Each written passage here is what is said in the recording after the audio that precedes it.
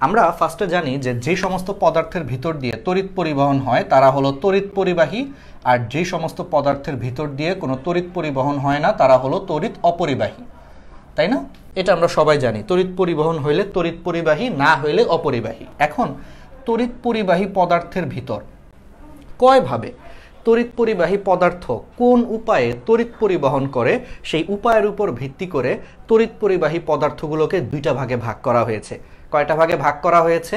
দুইটা ভাগে ভাগ করা হয়েছে। অর্থাৎ যে উপায়ে তোমার তড়িৎ পরিবহন হয় সেই উপায়ের উপর ভিত্তি করে দুইটা ভাগে ভাগ করা হয়েছে। একটা হলো ধাতব ও ইলেকট্রনীয় পরিবাহী, একটু দ্রুত যাই, একটা হলো ধাতব ও ইলেকট্রনীয় পরিবাহী, আর আরেকটা হলো তোমার তড়িৎ বিশ্লেষ্য। মানে এরা দুইজনই তড়িৎ পরিবহন করে, কিন্তু এদের মেকানিজম ভিন্ন। মানে এরা কিভাবে হলো তড়িৎ পরিবহন করে সেই ধরনটার উপর ভিত্তি করে এদেরকে দুই ভাগে ভাগ করা হয়েছে। এখন তুমি নাম শুনে বুঝতে পারতেছো যে ধাতব ও ইলেকট্রনীয় পরিবাহী।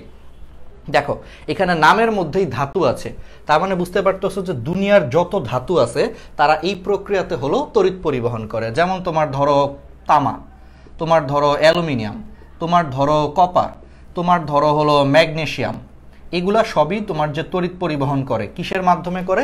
ধাতব ও ইলেকট্রনীয় পরিবহনের মাধ্যমে করে। মানে দুনিয়াতে যত ধাতু আছে সবগুলা ধাতুই হইল তোমার এই প্রক্রিয়াতে, অর্থাৎ ধাতব এবং ইলেকট্রনীয় পরিবাহীর মাধ্যমে তড়িৎ পরিবহন করে। ওকে, এখন একটু তোমাদেরকে মনে করায় দেই যে নামের অর্ধেক পার্ট তো বুঝছো যে ভাই এদেরকে ধাতব পরিবাহী বলে, বুঝলাম যে সব ধাতু এভাবে পরিবহন করে, কিন্তু ইলেকট্রনীয় পরিবহন কেন বলে, ধাতব ইলেকট্রনীয় কেন বলে?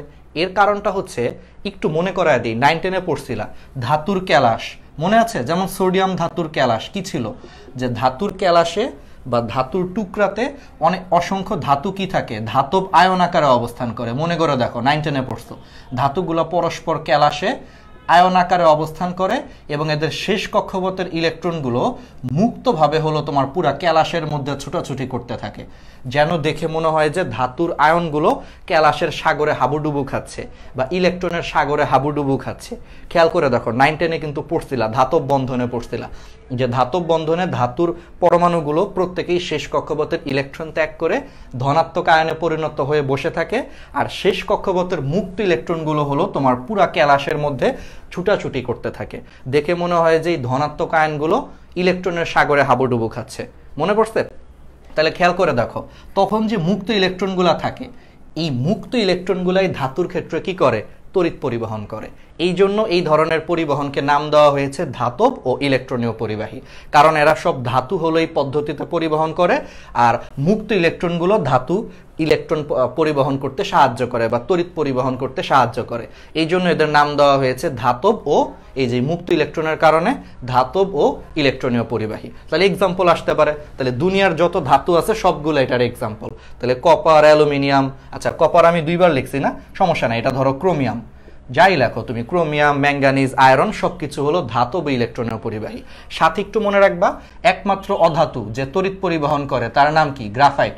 গ্রাফাইটও এমনি তড়িৎ পরিবহন করে। ওকে, শেষ। তাহলে ধাতব ইলেকট্রনীয় পরিবাহী শেষ। এবার আসো তড়িৎ বিশ্লেষ্য পরিবাহী। তড়িৎ বিশ্লেষ্য পরিবাহী হচ্ছে এরা নিজেরা শহীদ হয়ে যাবে। কি হয়ে যাবে? এরা নিজেরা শহীদ হয়ে তোমার তড়িৎ পরিবহন করবে, এরাই হলো তড়িৎ বিশ্লেষ্য।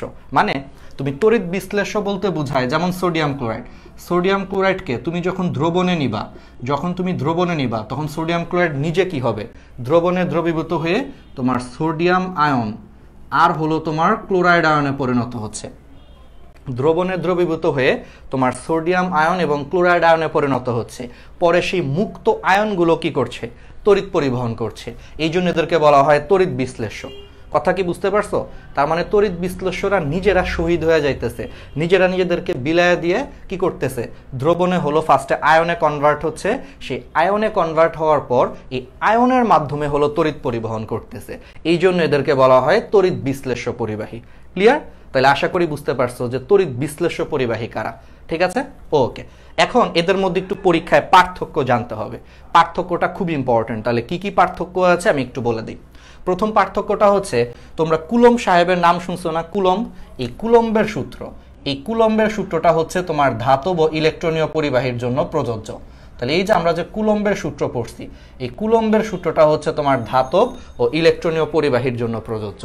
আর তোমরা ফ্যারাডে নামক একজন ভদ্রলোকের নাম শুনবে একটু পরে, ফ্যারাডে। তাহলে সেই ফ্যারাডে হচ্ছে তোমার, ফ্যারাডের যে সূত্র সেটা হলো তোমার তড়িৎ বিশ্লেষের জন্য প্রযোজ্য। তাহলে তড়িৎ বিশ্লেষের জন্য ফ্যারাডের সূত্র প্রযোজ্য, আর কুলম্বের সূত্র প্রযোজ্য হলো ধাতব ইলেকট্রনীয় পরিবাহীর ক্ষেত্রে। সেকেন্ড কাহিনীটা হচ্ছে এখানে কারা তড়িৎ পরিবহন করে? ইলেকট্রন তড়িৎ পরিবহন করে। তাহলে এখানে ইলেকট্রন তড়িৎ পরিবহন করে। আর তড়িৎ বিশ্লেষ্য প্রক্রিয়াতে কারা তড়িৎ পরিবহন করে? আয়নগুলো তড়িৎ পরিবহন করে, অর্থাৎ সোডিয়াম আয়ন, ক্লোরাইড আয়ন, এরা তড়িৎ পরিবহন করে। তার মানে এখানে আয়নগুলো তড়িৎ পরিবহন করে আর এখানে ইলেকট্রনগুলো তড়িৎ পরিবহন করে। তাহলে বলো তো ইলেকট্রন কি অনেক ছোট না? তাহলে ইলেকট্রনগুলো অনেক ছোট হওয়ার কারণে এরা অনেক ছোটাছুটি করতে পারে, অনেক ছোট, এই জন্য এরা খালি দৌড়াদৌড়ি করে বাচ্চাদের মতো। এই জন্য ইলেকট্রন অনেক ছোট দেখে অনেক ছুটাছুটি করতে পারে, ফলে এরা অনেক ভালোভাবে তড়িৎ পরিবহন করে। আর আয়নগুলো অনেক বড়, একটা আয়ন কি আকারে অনেক বড় ইলেকট্রনের তুলনায়, এই জন্য আয়নগুলো আস্তে আস্তে ছুটাছুটি করে, ফলে এই প্রক্রিয়ায় তড়িৎ পরিবহনটা কম হয়। তাহলে কি বুঝতে পারতেছো পার্থক্যগুলো? বুঝতেছো যে এরা ইলেকট্রনের মাধ্যমে করে, তাহলে অনেক ফাস্ট, ইলেকট্রন অনেক ছোট, তাহলে অনেক বেশি তড়িৎ পরিবহন হবে। এখানে আয়নগুলো তড়িৎ পরিবহন করতেছে, আয়নগুলো কিন্তু আকারে অনেক বড়, ফলে এরা আস্তে আস্তে তড়িৎ পরিবহন করবে, তাহলে এখানে কম তড়িৎ পরিবহন হবে। আর আরেকটা খুবই ইম্পর্টেন্ট পার্থক্য, ইলেকট্রনের মাধ্যমে যখন তড়িৎ পরিবহন হয় সেখানে কোনো চেঞ্জ আসবে? কোনো ধরনের চেঞ্জ আসবে না। বড়জোর তোমার ভৌত পরিবর্তন আসতে পারে, বাট কোনো চেঞ্জ আসবে না, কোনো বিক্রিয়া হচ্ছে না। কিন্তু খেয়াল করে দেখো তড়িৎ বিশ্লেষ্যগুলা দ্রবণে একেবারে কি হচ্ছে? দ্রবীভূত হয়ে আয়নে পরিণত হচ্ছে। তাহলে আয়নে পরিণত হওয়াটা কি ধরনের পরিবর্তন? রাসায়নিক পরিবর্তন। তুমি লবণ মিশাইছো, তুমি সোডিয়াম ক্লোরাইড লবণ আকারে নিছো, পানিতে গুলাইছো, এটা পানিতে দ্রবীভূত হয়ে তোমার কি হয়ে গেছে? সোডিয়াম আয়ন এবং ক্লোরাইড আয়ন হয়ে গেছে। তাহলে এগুলো কিন্তু এক ধরনের কি পরিবর্তন ভাইয়া? রাসায়নিক পরিবর্তন। তার মানে খেয়াল করো তড়িৎ বিশ্লেষ্য পদার্থগুলো তড়িৎ পরিবহন করার সময় রাসায়নিক পরিবর্তন হয়, আর ধাতব ইলেকট্রনীয় পরিবাহীগুলো তড়িৎ পরিবহন করার সময় কোনো ধরনের রাসায়নিক পরিবর্তন হয় না। ঠিক আছে, মানে এখানে কোনো রাসায়নিক বিক্রিয়া হচ্ছে না, কিন্তু এখানে কিন্তু রাসায়নিক পরিবর্তন হচ্ছে। ঠিক আছে, আশা করি বুঝতে পারতেছো। তাহলে পার্থক্যগুলো মনে থাকবে, এখান থেকে কিন্তু এইচএসসি তো অবজেক্টিভ আসতে পারে, খুবই ইম্পর্টেন্ট। তাহলে এই বেসিকগুলো একটু ক্লিয়ার করে নিলাম। এখন আসো এই তড়িৎ বিশ্লেষ্য পদার্থগুলোকে আবার আমরা তিনটা ভাগে ভাগ করতে পারি। আমি জাস্ট নর্মালি বলে যাচ্ছি, কারণ ক্লাসগুলো খুব ইফেক্টিভ করতে হবে, বুঝছো? এগুলো ইজি জিনিস, তুমি নিজে পড়লেও পারবে, আমি জাস্ট একবার করে বুঝায় দিয়ে যাচ্ছি, ইফেক্টিভ ক্লাস। কিন্তু এগুলো না পড়াইলে একটু কনফিউজড হবা তোমরা একটু পরে যে, এই জন্য। এবার আসো তড়িৎ বিশ্লেষ্য পদার্থগুলোকে আমরা এখন তিনটা ভাগে ভাগ করতে পারি। যারা খুব বেশি মানের তড়িৎ পরিবহন করে তড়িৎ বিশ্লেষ্য পদার্থের মধ্যে, ওদেরকে আমরা বলতেছি হলো সবল তড়িৎ বিশ্লেষ্য। যারা একটু কম পরিমাণে তড়িৎ পরিবহন করে মানে তড়িৎ বিশ্লেষ্যের মধ্যে, ওদেরকে আমরা বলতেছি হলো দুর্বল তড়িৎ বিশ্লেষ্য। আর যারা কোনোভাবেই তড়িৎ পরিবহন করছে না, ওদেরকে আমরা বলতেছি হলো তড়িৎ অবিশ্লেষ্য, মানে ওরা কোনো ধরনের আয়নে কনভার্ট হয় না। আমি বলবো এরা হলো তড়িৎ অবিশ্লেষ্য। তাহলে তড়িৎ বিশ্লেষ্য পদার্থগুলোকে আবার আমরা তিনটা ভাগে ভাগ করতে পারি। যারা বেশি পরিমাণে তড়িৎ পরিবহন করে সবল, যারা অল্প করে দুর্বল, আর যারা একেবারেই করে না তারা হলো তড়িৎ অবিশ্লেষ্য। তাহলে সবল কারা বলো তো? তুমি একটু আগে জেনে আসছো যে তড়িৎ বিশ্লেষ্য প্রক্রিয়াতে আয়নগুলা তড়িৎ পরিবহন করে।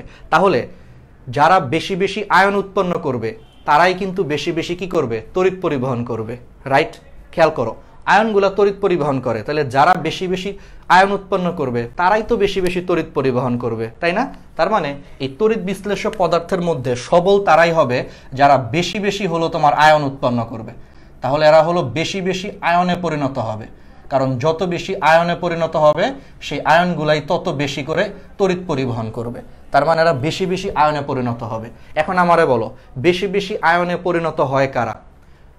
সবল অ্যাসিড সবল ক্ষারগুলা। মনে করে দেখো তীব্র অ্যাসিড তীব্র ক্ষার তুমি যেভাবেই দাও না কেন বেশি বেশি করে আয়ন উৎপন্ন করবে। তার মানে দুনিয়াতে যত তীব্র অ্যাসিড আছে, যেমন HCl, তারপরে আরেকটা আছে সালফিউরিক অ্যাসিড, যত তীব্র অ্যাসিড আছে এরা সবই সবল তড়িৎ বিশ্লেষ্য। আবার তীব্র ক্ষারও হইতে পারে, সোডিয়াম হাইড্রোক্সাইড, পটাশিয়াম হাইড্রোক্সাইড, এগুলোও তীব্র তড়িৎ বিশ্লেষ্য। আবার লবণও হইতে পারে, সোডিয়াম ক্লোরাইড, পটাশিয়াম ক্লোরাইড, এগুলো সবই হলো তোমার কি? তাহলে সবল তড়িৎ বিশ্লেষ্য। কেন? কারণ এদেরকে তুমি পানিতে দেওয়া মানেই এরা বেশি বেশি আয়নে পরিণত হয়, আর যত বেশি আয়ন তত বেশি তড়িৎ পরিবহন। এই জন্য এরা সবাই তীব্র অ্যাসিড তীব্র ক্ষার তীব্র লবণ সবগুলাই কি হবে? সবল তড়িৎ বিশ্লেষ্য হবে। তাহলে এই এক্সাম্পলগুলো পরীক্ষায় আসতে পারে, মুখস্থ করার কোনো দরকার আছে? মাথায় ঢুকে গেছে না যে তীব্র অ্যাসিড, তীব্র ক্ষার, তীব্র লবণগুলা বেশি বেশি আয়ন উৎপন্ন করে, এই জন্য ওরা বেশি বেশি তড়িৎ পরিবহন করে, এই জন্যই ওরা সবল। ব্যাস, তাহলে এক্সাম্পল আসলে খুব সহজে দাগায় দিবা। তাহলে বলো দুর্বল কারা হবে? অলরেডি বুঝতে পারতেছো। তাহলে ভাইয়া দুনিয়াতে যত দুর্বল অ্যাসিড আছে তারাই কিন্তু দুর্বল তড়িৎ বিশ্লেষ্য হবে, রাইট? দুনিয়াতে যত তাহলে দুর্বল অ্যাসিড আছে তারাই কিন্তু দুর্বল তড়িৎ বিশ্লেষ্য। তাহলে দুনিয়াতে এরকম দুর্বল মানুষ কারা আছে, দুর্বল অ্যাসিড কারা আছে? ইথানোয়িক অ্যাসিড, তারপরে মিথানোয়িক অ্যাসিড, মানে দুনিয়াতে যত জৈব অ্যাসিড আছে, তোমরা কিন্তু জানো এগুলা, জৈব অ্যাসিড কিন্তু সবগুলা দুর্বল অ্যাসিড। তাহলে দুনিয়াতে যত জৈব অ্যাসিড আছে ওরা অনেক কম কম আয়ন উৎপন্ন করে, এই কারণে ওরা হলো দুর্বল তড়িৎ বিশ্লেষ্য। ব্যাস, দাগায় ফেলবা, দুর্বল অ্যাসিড দেখলেই দাগায় ফেলবা যে এরা হলো দুর্বল তড়িৎ বিশ্লেষ্য। দুর্বল, সব দিক দিয়েই দুর্বল, কোনো দিক দিয়েই পারে না, ঠিক আছে? সাথে হাইড্রোফ্লোরিক অ্যাসিড মনে রাখো, এটাও দুর্বল।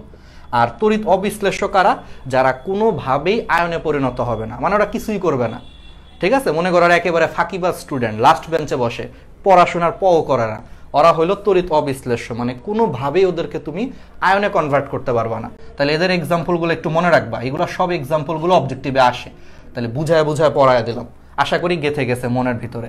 চিনি, তারপরে হলো গ্লুকোজ, তারপরে অনেকে কি করে সেফুদা। সেফুদা কি খায় বলো? সেফুদা কি বলছিল? মদ খাবি মানুষ হবি বলছিল না? মনে আছে লোকটার কথা? একটা পাগল একটা লোক ছিল। যাই হোক, ওই সেফুদা আর কি, সেফুদা যেটা বলছিল যে মদ খাবি মানুষ হবি, ওই তো ওই অ্যালকোহল আর কি, ঠিক আছে? কেউ খায় না, এগুলা কিন্তু হারাম, প্লাস এগুলা শরীরের জন্য কিন্তু ক্ষতিকর, এগুলা কেউ খায় না, জাস্ট ফান করার জন্য বলতেছি। তো অ্যালকোহল, গ্লুকোজ, চিনি, মনে রাখবা সেফুদা যা খাইতো সেটা, আর সাথে চিনি, গ্লুকোজ, এগুলা সবই তোমার তড়িৎ অবিশ্লেষ্য, মানে এগুলা কখনোই বিশ্লেষণই হবে না, এই জন্য তড়িৎ অবিশ্লেষ্য, মনে থাকবে?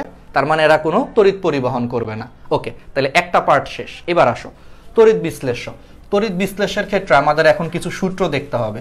আমি তো বলছি যে প্রথম 30-40 মিনিট একটু ধৈর্য ধরতে হবে, আর আমার ক্লাসের প্রথম 30-40 মিনিটই সবচেয়ে বেশি ইম্পর্ট্যান্ট, কারণ তোমার যত বেসিক দরকার সেইটা আগে ক্লিয়ার করতে হবে। আমরা এইচএসসির জন্য ঠিক যা যা দরকার সেগুলাই পড়াচ্ছি, কিন্তু স্টিল কিভাবে পড়াচ্ছি? অবশ্যই আগে একটু বেসিক দরকার। এখন একেবারে কিছু না জেনে তো তুমি সৃজনশীল বা অবজেক্টিভ সলভ করলে হবে না, তাই না? তাহলে তো এটা মুখস্থ হয়ে গেল, ভাই আমি মুখস্থ করছি কিছুই বুঝি নাই, তাহলে তো পারবা না আবার। এই জন্য প্রথম 40 মিনিট সবাই ধৈর্য ধরে দেখবা, তারপরে হলো আমরা দেখবা যে যখন যে অবজেক্টিভটাই হাতে নিব দেখবা তুমি মোটামুটি 90%ই পারতেছো। কিছু হয়তো পারবা না, কিছু হয়তো আরেকটু ডিপ বেসিক লাগবে, সেগুলো নিজেও পড়তে পারবা, সেগুলো দেখবা যে এইচএসসিতে আসেও না, হয়তো তুমি এখন অ্যাডমিশনের 2-1টা অবজেক্টিভ তুমি আটকে যেতে পারো, ওইগুলোর জন্য তুমি পরে আরো সময় আছে, ঠিক আছে? আচ্ছা, ওকে, তাহলে এখন দেখো আমরা এখন পড়বো ফ্যারাডের সূত্র। এই যে একটু আগে পড়ে আসছি তড়িৎ বিশ্লেষণের ক্ষেত্রে ফ্যারাডের সূত্র। দেখো আমি লিখছি ফ্যারাডের সূত্র, কিন্তু এখন আমি বলবো হলো ফরিদের সূত্র। কার সূত্র বলবো? ফরিদের সূত্র।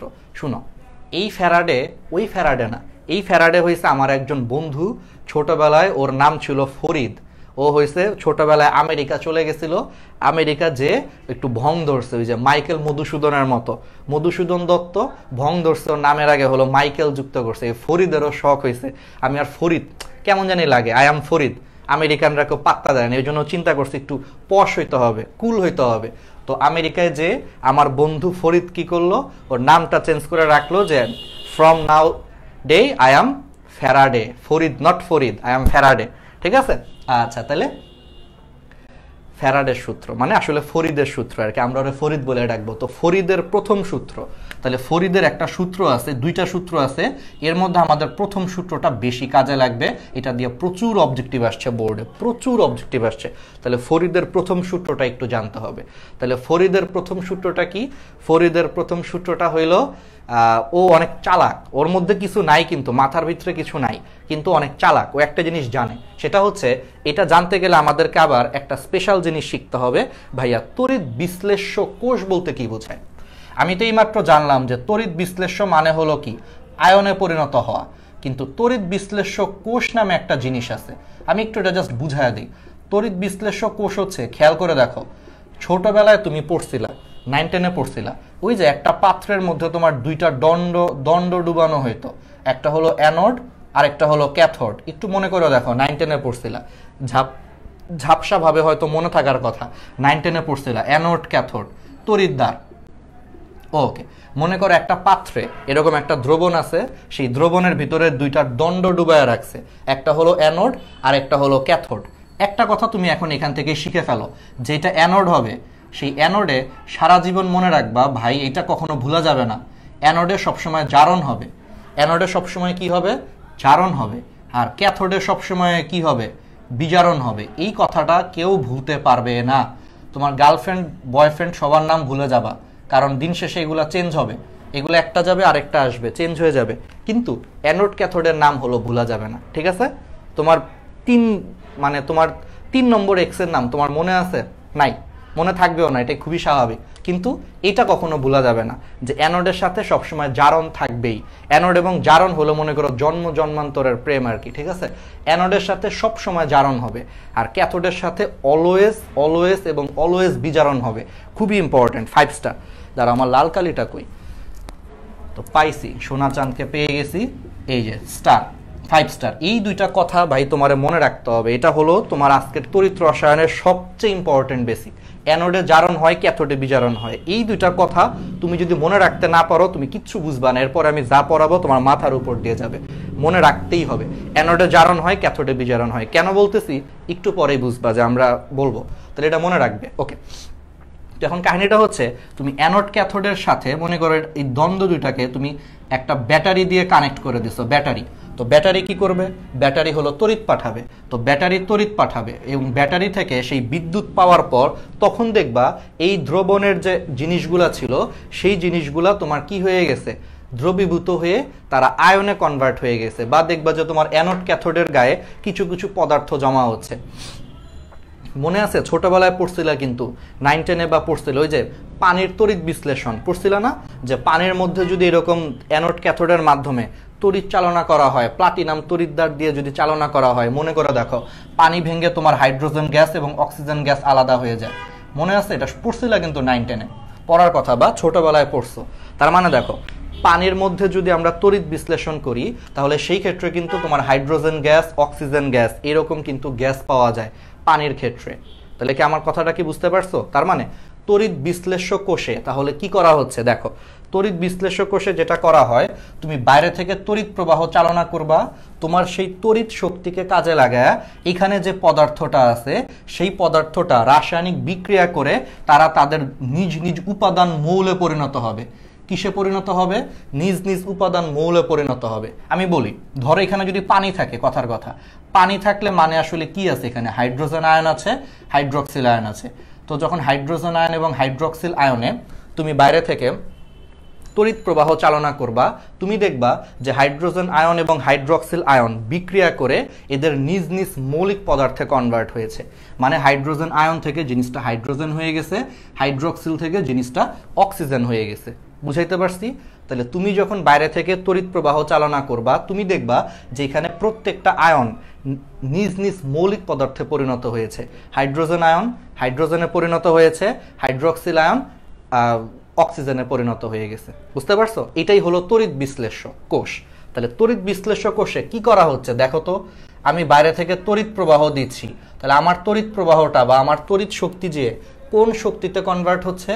আমার তড়িৎ শক্তিটার দণ্ডের মাধ্যমে দ্রবণে যে ওদেরকে রাসায়নিক বিক্রিয়া করাচ্ছে। দ্যাট মিনস তড়িৎ বিশ্লেষ্য কোষে তড়িৎ শক্তি রাসায়নিক শক্তিতে রূপান্তর হচ্ছে। খুবই ইম্পর্টেন্ট। কি হচ্ছে? তড়িৎ শক্তি রাসায়নিক শক্তিতে রূপান্তর হচ্ছে। আমি তড়িৎ প্রবাহ দিছি, সেই তড়িৎ প্রবাহকে কাজে লাগায় ওরা রাসায়নিক বিক্রিয়া করে রাসায়নিক শক্তিতে পরিণত হয়ে বিক্রিয়া করে ফেলছে। তার মানে তড়িৎ বিশ্লেষ্য কোষে তড়িৎ শক্তি রাসায়নিক শক্তিতে রূপান্তর হয়। খুবই খুবই খুবই ইম্পর্টেন্ট। ঠিক আছে? এটা জাস্ট এমনি বলার জন্য বলা। আসল যে জিনিসটা মনে রাখতে হবে, দেখো আলটিমেটলি তড়িৎ বিশ্লেষ্য কোষ দিয়ে যদি পানির তড়িৎ বিশ্লেষণ করো, তুমি দেখবা যে ক্যাথোডে তোমার হাইড্রোজেন গ্যাস জমা হবে এবং অ্যানোডে দেখবা অক্সিজেন গ্যাস জমা হবে। এইটুকু শুধু আপাতত মনে রাখো, আমাদের এইটুকুই কাজে লাগবে। তুমি যদি তড়িৎ বিশ্লেষ্য কোষে পানির তড়িৎ বিশ্লেষণ করো, তুমি দেখবা যে ক্যাথোডে হাইড্রোজেন জমা হবে, অ্যানোডে অক্সিজেন জমা হবে। ধরো তোমার এইটুকুও মনে নাই, তুমি এগুলো মনে রাখতে পারতেছো না, তুমি শুধু এইটুকু মনে রাখো যে অ্যানোড এবং ক্যাথোডে কিছু একটা জমা হবে। এইটুকু তো আমরা মনে রাখতে পারি। ধরো তোমার প্যাচ লাগতেছে, ক্যাথোডে হাইড্রোজেন আর অ্যানোডে অক্সিজেন জমা হবে, ধরো তোমার মনে থাকতেছে না, তুমি মনে রাখো কিছু একটা জমা হবে। তাহলে এই যে কিছু একটা জমা হবে সেটা কতটুকু জমা হবে, অনেক বেশি জমা হবে নাকি অনেক কম জমা হবে, সেইটার উপর ভিত্তি করে আমাদের ফরিদ সাহেব একটা সূত্র দিয়েছে যাকে বলা হয় ফরিদের প্রথম সূত্র, বা আমরা সিম্পল বাংলায় বলি ফ্যারাডের প্রথম সূত্র। তাহলে ফ্যারাডের প্রথম সূত্রটা কি? তাহলে আমারে বলো, তড়িৎ বিশ্লেষ্য কোষে তড়িৎ শক্তি রাসায়নিক শক্তিতে রূপান্তর হচ্ছে, তাহলে যদি আমি বেশি বেশি তড়িৎ প্রবাহ দেই তাহলে ওরা বেশি বেশি বিক্রিয়া করবে, আর বেশি বেশি বিক্রিয়া করলে ওরা বেশি বেশি করে পদার্থগুলো তোমার অ্যানোড ক্যাথোডে জমা হবে, তাই না? বলো ঠিক নাকি বেঠিক বলো। আমি বেশি বেশি তড়িৎ প্রবাহ দিব, ওরা বেশি বেশি বিক্রিয়া করবে, ফলে অ্যানোড ক্যাথোডে হলো বেশি বেশি পদার্থ জমা হবে। ঠিক আছে নাকি ভুল আছে বলো তো? আমাকে একটু কমেন্টে জানাও যে আমি বাইরে থেকে বেশি বেশি তড়িৎ দিচ্ছি, ওরা বেশি বেশি বিক্রিয়া করবে, তাহলে তো অবশ্যই কি হবে, অ্যানোড এবং ক্যাথোডে কিন্তু বেশি বেশি কি হবে, রাসায়নিক পদার্থ জমা হবে, তাই না? বেশি বেশি হবে না? বলো তো ঠিক নাকি ব্যাঠিক, একটু কমেন্টে জানাও। আচ্ছা, তাহলে বেশি বেশি যদি রাসায়নিক পদার্থ জমা হয়, এটাকেই ফ্যারাডে বলছে যে এই যে তোমার অ্যানোড এবং ক্যাথোডে কি পরিমাণ রাসায়নিক পদার্থ জমা হবে সেইটা আসলে নির্ভর করে হলো প্রবাহিত বিদ্যুতের আসলে সমানুপাতিক, মানে প্রপোর্শনাল সম্পর্ক। আমি যদি ধরে নেই অ্যানোড এবং ক্যাথোডে জমা হওয়া পদার্থ হচ্ছে ডাব্লিউ, কত? অ্যানোড এবং ক্যাথোডে আমি যদি ধরে নেই যে তো আমাদের জমা হওয়া পদার্থ যদি আমি ডাব্লিউ ধরে নেই, তাহলে আমাদের সেই ডাব্লিউ সমানুপাতিক কি হবে, কিউ হবে, যেখানে কিউ হচ্ছে তোমার বিদ্যুৎ চার্জ। কিউ কি? কিউ হচ্ছে তোমার আলটিমেটলি হলো বিদ্যুৎ চার্জ। তার মানে তুমি বাইরে থেকে যত বেশি বিদ্যুৎ দিবা, এই তো সবাই বলতেছে জি ভাইয়া ঠিক, এক্স্যাক্টলি। তাহলে মানে খেয়াল করো, তুমি বাইরে থেকে যত বিদ্যুৎ দিবা সেই বিদ্যুৎই তো তোমার কিসে কনভার্ট হবে, সেই বিদ্যুৎই কিন্তু তোমার রাসায়নিক বিক্রিয়া কনভার্ট হয়ে আলটিমেটলি বেশি বেশি পদার্থ জমা হবে। এজন্য বলা হচ্ছে যে জমা হওয়া পদার্থ সেটা বিদ্যুতের চার্জের সমানুপাতিক, মানে তুমি যত বেশি চার্জ দিবা তত বেশি পদার্থ এখানে জমা হবে, তুমি যত কম চার্জ দিবা তত কম কম পদার্থ হলো এখানে জমা হবে। এটাই হলো তোমার ফ্যারাডের ফরিদের প্রথম সূত্র, ঠিক আছে? ওকে, তাহলে এটা একটু মনে রাখো। তাহলে ডাব্লিউ সমানুপাতিক কিউ। আচ্ছা, তাহলে ডাব্লিউ সমানুপাতিক যদি কিউ হয়, যেখানে কিউ হচ্ছে তোমার বিদ্যুৎ চার্জ, আমি আসতেছি একটু পরে, তাহলে এখান থেকে একটা সমানুপাতিক ধ্রুবক নিয়ে আসা যায়। তাহলে এই সমানুপাতিক ধ্রুবকটাই হবে ডাব্লিউ ইজ ইকুয়াল টু হবে Z Q. W is equal to কত হবে? জেড কিউ হবে, যেখানে জেড হচ্ছে তোমার তড়িৎ রাসায়নিক তুল্যাঙ্ক। জেডটাকে আমরা কি বলতে পারি? জেডটাকে আমরা বলতে পারি আমাদের বিখ্যাত তড়িৎ রাসায়নিক তুল্যাঙ্ক। কি বলতে পারি? তড়িৎ রাসায়নিক তুল্যাঙ্ক। আমি কিন্তু আবারও বলি, হ্যাঁ, আমি তোমাদেরকে ঠিক সেইগুলাই পড়াচ্ছি যেগুলো তোমাদেরকে এমসিকিউ সলভ করতে সাহায্য করবে বা সিকিউ সলভ করতে সাহায্য করবে, মানে তোমাকে এ প্লাস পাইতে সাহায্য করবে। আমি কিন্তু অ্যাডমিশনের মতো করে পড়াচ্ছি না। অ্যাডমিশনে পড়াইলে আরেকটু বেশি পড়াইতাম, ওইটা কিন্তু যাচ্ছে না। হ্যাঁ, একবারে জাস্ট যেইটুকু তোমার এ প্লাসের জন্য লাগবে, ঠিক আছে? তো আপাতত খালি আমি যেগুলো পড়াই সেগুলো দেখো, ইনশাল্লাহ এ প্লাস পাওয়ার জন্য এনাফ। ওকে, তাহলে দেখো W is equal to Z Q, যেখানে জেড হচ্ছে তোমার তড়িৎ রাসায়নিক তুল্যাঙ্ক। তাহলে তড়িৎ রাসায়নিক তুল্যাঙ্কের এখন সংজ্ঞা কি দিবা? দেখো আমি এখান থেকে লিখতে পারি যে Z is equal to W by Q, বলা যায় কিন্তু Z is equal to W by Q. তাহলে বলো তো এর একক কি হবে? ডাব্লিউ হচ্ছে তোমার পদার্থের পরিমাণ। কেমিস্ট্রিতে আমরা পদার্থের পরিমাণকে বা জমা হওয়া পদার্থকে আমরা গ্রামে হিসাব করি, তাহলে ডাব্লিউ হবে গ্রাম, আর কিউ হলো চার্জ, বিদ্যুৎ চার্জের একক হচ্ছে কুলম। তাহলে দেখো তড়িৎ রাসায়নিক তুল্যাঙ্কের একক কি হবে? গ্রাম পার কুলম, উপরে গ্রাম নিচে কুলম, গ্রাম পার কুলম। আচ্ছা, আর তড়িৎ রাসায়নিক তুল্যাঙ্কের একটা সংজ্ঞা আছে, একটু বুঝতে হবে। সেই বুঝাটা কি বুঝতে হবে আমি একটু বুঝাইয়া দিই। তড়িৎ রাসায়নিক তুল্যাঙ্ক হচ্ছে, ধরো কোনো কারণে আমার চার্জের মান কিউ এর মান কোনো কারণে 1 কুলম্ব হয়ে গেল, কোনো কারণে 1 কুলম্ব হয়ে গেল, তাহলে ডাব্লিউকে 1 দিয়ে ভাগ করলে সেটা তো ডাব্লিউই হবে, তার মানে তখন Z is equal to W হবে। এইখান থেকেই আমরা সংজ্ঞা দিতে পারি যে আমি যদি তড়িৎ বিশ্লেষ্য কোষে 1 কুলম্ব চার্জ প্রেরণ করি, তাহলে অ্যানোড বা ক্যাথোডে যেই পরিমাণ পদার্থ জমা হয় সেই পরিমাণ পদার্থকেই বলা হয় জেড বা তড়িৎ রাসায়নিক তুল্যাঙ্ক। আবার বলি, কিউ এর মান যদি 1 কুলম্ব হয়, মানে আমি যদি মাত্র 1 কুলম্ব পরিমাণ চার্জ প্রবাহিত করি, তাহলে তড়িৎ দ্বারে আমার যেই পরিমাণ ডাব্লিউ জমা হয় সেই ডাব্লিউটারে আমরা বলি হলো জেড বা তড়িৎ রাসায়নিক তুল্যাঙ্ক। ঠিক আছে, আশা করি আমরা বুঝতে পারতেছি। এগুলো একটু মনে রাখতে হবে। হ্যাঁ, একটু মনে রাখতে হবে। ওকে, তাহলে এগুলো আমরা পারবো। তাহলে তড়িৎ রাসায়নিক তুল্যাঙ্ক বুঝলাম। এখন পরীক্ষায় বেশি না, মেডিকেল পরীক্ষা প্লাস ভার্সিটি পরীক্ষা প্লাস এইচএসসি পরীক্ষা, এর জন্য এখন খালি 3টা জিনিস মনে রাখতে হবে। কয়টা জিনিস মনে রাখতে হবে? 3টা। এই তড়িৎ রাসায়নিক তুল্যাঙ্কের হলো এখন একটু মানগুলা মনে রাখতে হবে। ঠিক আছে, তড়িৎ রাসায়নিক তুল্যাঙ্কের এখন আমরা একটু মানগুলা মনে রাখবো, জাস্ট মান, আর কিছু না। জাস্ট এই তড়িৎ রাসায়নিক তুল্যাঙ্কের হলো আমরা এখন মানগুলা একটু মনে রাখবো। ঠিক আছে, ওকে। তাহলে খেয়াল করো, তাহলে আমরা যদি এই তড়িৎ রাসায়নিক তুল্যাঙ্কের যদি শুধুমাত্র মানে মানগুলা যদি আমরা এখন মনে রাখতে চাই, 1 মিনিট, কোনো ঝামেলা হইল না? ঠিকই তো আছে।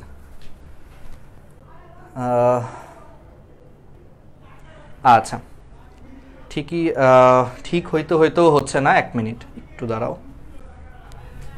1 কুলম্ব তড়িৎ চালনা করলে, হ্যাঁ এক্স্যাক্টলি, কিন্তু আমাদের এখানে এরকম কেন হচ্ছে?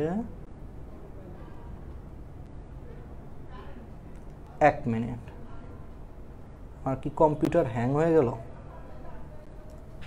হ্যাঁ একটু দাঁড়াও, ঠিকই তো আছে। ওকে ওকে, ঠিকই আছে, দাঁড়াও, হ্যাঁ একটু দাঁড়াও। আমার এখানে একটু আমার ডিভাইসটা একটু অফ হয়ে গেছিল মাঝখানে। আমি ভাবলাম যে ইন্টারনেট আবার চলে গেছে কি না, ওয়াইফাইয়ের তো কোনো ভরসা নাই, এই জন্য আর কি আমি শিওর হওয়ার জন্য। ঠিক আছে,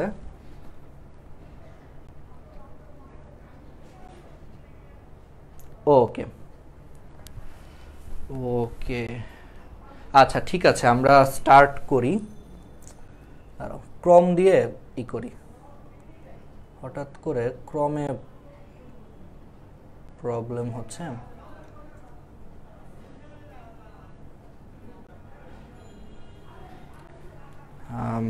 একটু 1 মিনিট, হ্যাঁ দাঁড়াও, ক্রমে হলো প্রবলেম। হ্যাঁ এখন মনে হয় ঠিক আছে। ওকে ওকে, তাহলে এইটুকু আমরা বুঝতে পারছি। হ্যাঁ, তো এখন যদি আমরা তাহলে পড়ি, বা আমরা যদি মনে করো যে এখন আমরা ঠিকমতো যদি কাজ করি,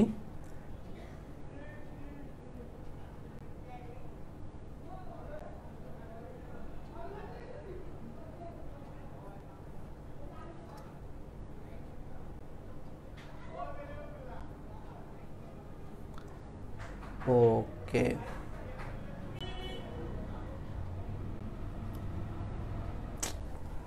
এমন ঝামেলা হয়।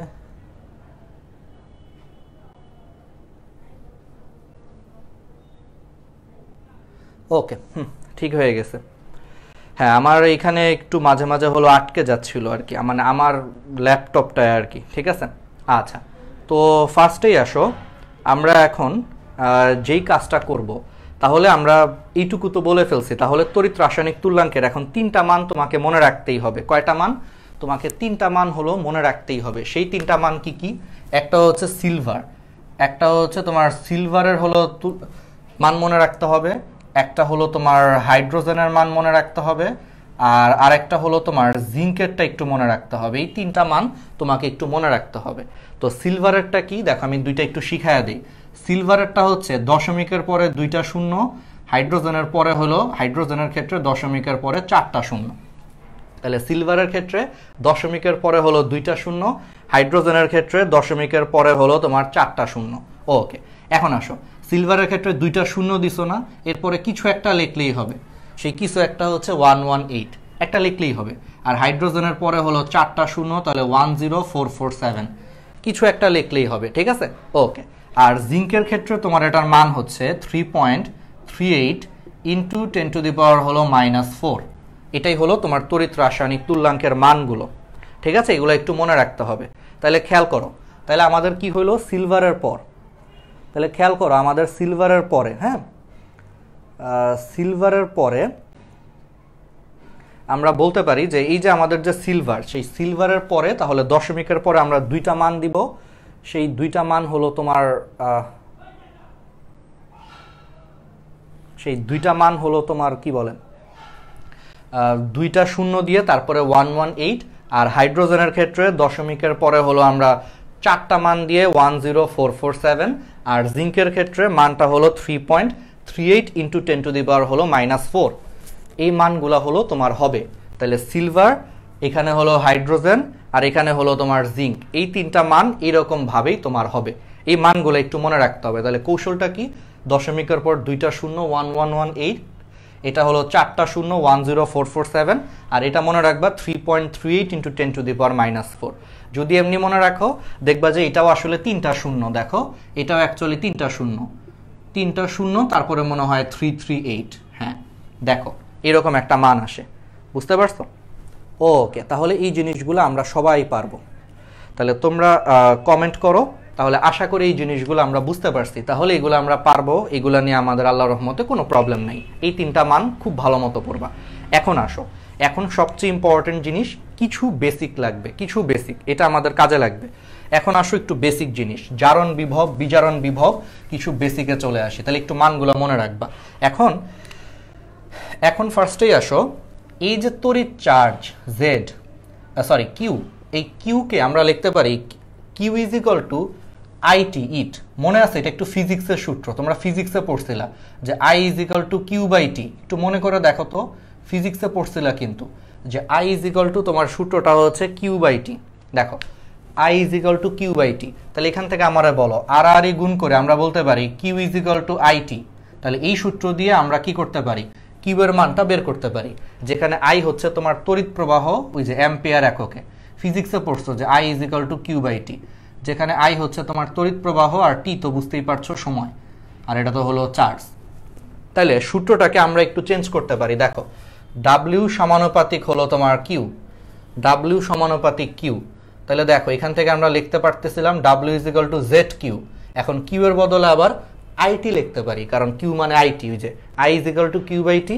তাহলে Q is equal to IT, তাহলে ডাব্লিউ ইজ ইকুয়াল টু হয়ে যাবে ভাইয়া জেড আইটি জিট। তাহলে W is equal to ZIT, ঠিক আছে? তাহলে ডাব্লিউ ইজ ইকুয়াল টু তোমার হয়ে যাবে জিট।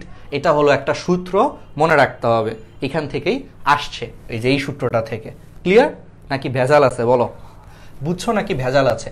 যদি বুঝে থাকো কোনো ভেজাল নাই, এটা ইজি জিনিস, ফিজিক্সে পড়ছো I is equal to Q by T, ওই সূত্র দিয়ে আমরা সবাই পারি। এখন আসো সবচেয়ে ইম্পর্টেন্ট জিনিস, ফ্যারাডে বুঝাবো। ফ্যারাডে অনেক চালাক, ও করছে কি শুধু সূত্র দিয়েই ক্ষান্ত হয় নাই। আমার বন্ধু ফরিদ করছে কি, ওর নামে একটা একক চালু করছে। এখন সেই এককটাও আমরা শিখবো, পরীক্ষায় খুবই ইম্পর্টেন্ট। তাহলে ওর নামে কি একক চালু করছে? ও বলছে যে দেখো একটু ভালো মতো খেয়াল করো, এটা একটা সোডিয়াম আয়ন একটা ইলেকট্রন গ্রহণ করে একটা সোডিয়াম পরমাণুতে কনভার্ট হয়, ঠিক আছে? আচ্ছা, তাইলে অনুরূপভাবে একটা সোডিয়াম আয়ন একটা ইলেকট্রন গ্রহণ করে একটা সোডিয়ামে কনভার্ট হচ্ছে। তাহলে দুইটা সোডিয়াম আয়ন, এখানেই লিখি, দুইটা সোডিয়াম আয়ন দুইটা ইলেকট্রন গ্রহণ করে দুইটা সোডিয়ামে কনভার্ট হয়, ঠিক আছে? তাহলে অনুরূপভাবে আমি বলতে পারি 1 মোল সোডিয়াম আয়ন 1 মোল ইলেকট্রন গ্রহণ করার মাধ্যমে 1 মোল তোমার সোডিয়ামে কনভার্ট হয়, বলা যায়, তাই না? কারণ দেখো একটা সোডিয়াম আয়ন একটা ইলেকট্রন গ্রহণ করে একটা সোডিয়ামে কনভার্ট হয়। তাহলে 1 মোল সোডিয়াম আয়ন 1 মোল ইলেকট্রন গ্রহণ করে 1 মোল সোডিয়ামে কনভার্ট হবে, ঠিক আছে? তাইলে বলো 1 মোল সোডিয়ামকে কি বলা হয়? 1 মোল সোডিয়ামই তো বলা হবে। তাহলে খেয়াল করে দেখো তো, 1 মোল সোডিয়াম পাওয়ার জন্য আমার কয় মোল ইলেকট্রন দরকার? 1 মোল ইলেকট্রন দরকার না? আর এই যে 1 মোল ইলেকট্রনের যে চার্জ, 1 মোল ইলেকট্রনের যে চার্জ, সেই চার্জটাকেই তোমার বলা হয় তখন 1 ফ্যারাডে। কত ফ্যারাডে বলা হয় ভাইয়া? 1 ফ্যারাডে বলা হয়। খুবই খুবই খুবই ইম্পর্টেন্ট, আমি আবার বলি। তাহলে 1 মোল ইলেকট্রনের চার্জকে বলা হয় 1 ফ্যারাডে। আর এই জিনিসটা থেকে তোমরা বুঝতে পারছো যে 1 মোল সোডিয়াম পাওয়ার জন্য আমার 1 মোল ইলেকট্রন দরকার, আর 1 মোল ইলেকট্রনের যে চার্জ, সেই চার্জকে বলা হচ্ছে 1 ফ্যারাডে। তাহলে 1 ফ্যারাডের আবার একটা মান আছে, সেই মানটা কত? 1 ফ্যারাডের মান হচ্ছে ভাইয়া 96,500 কুলম। একটু মনে রাখতে হবে।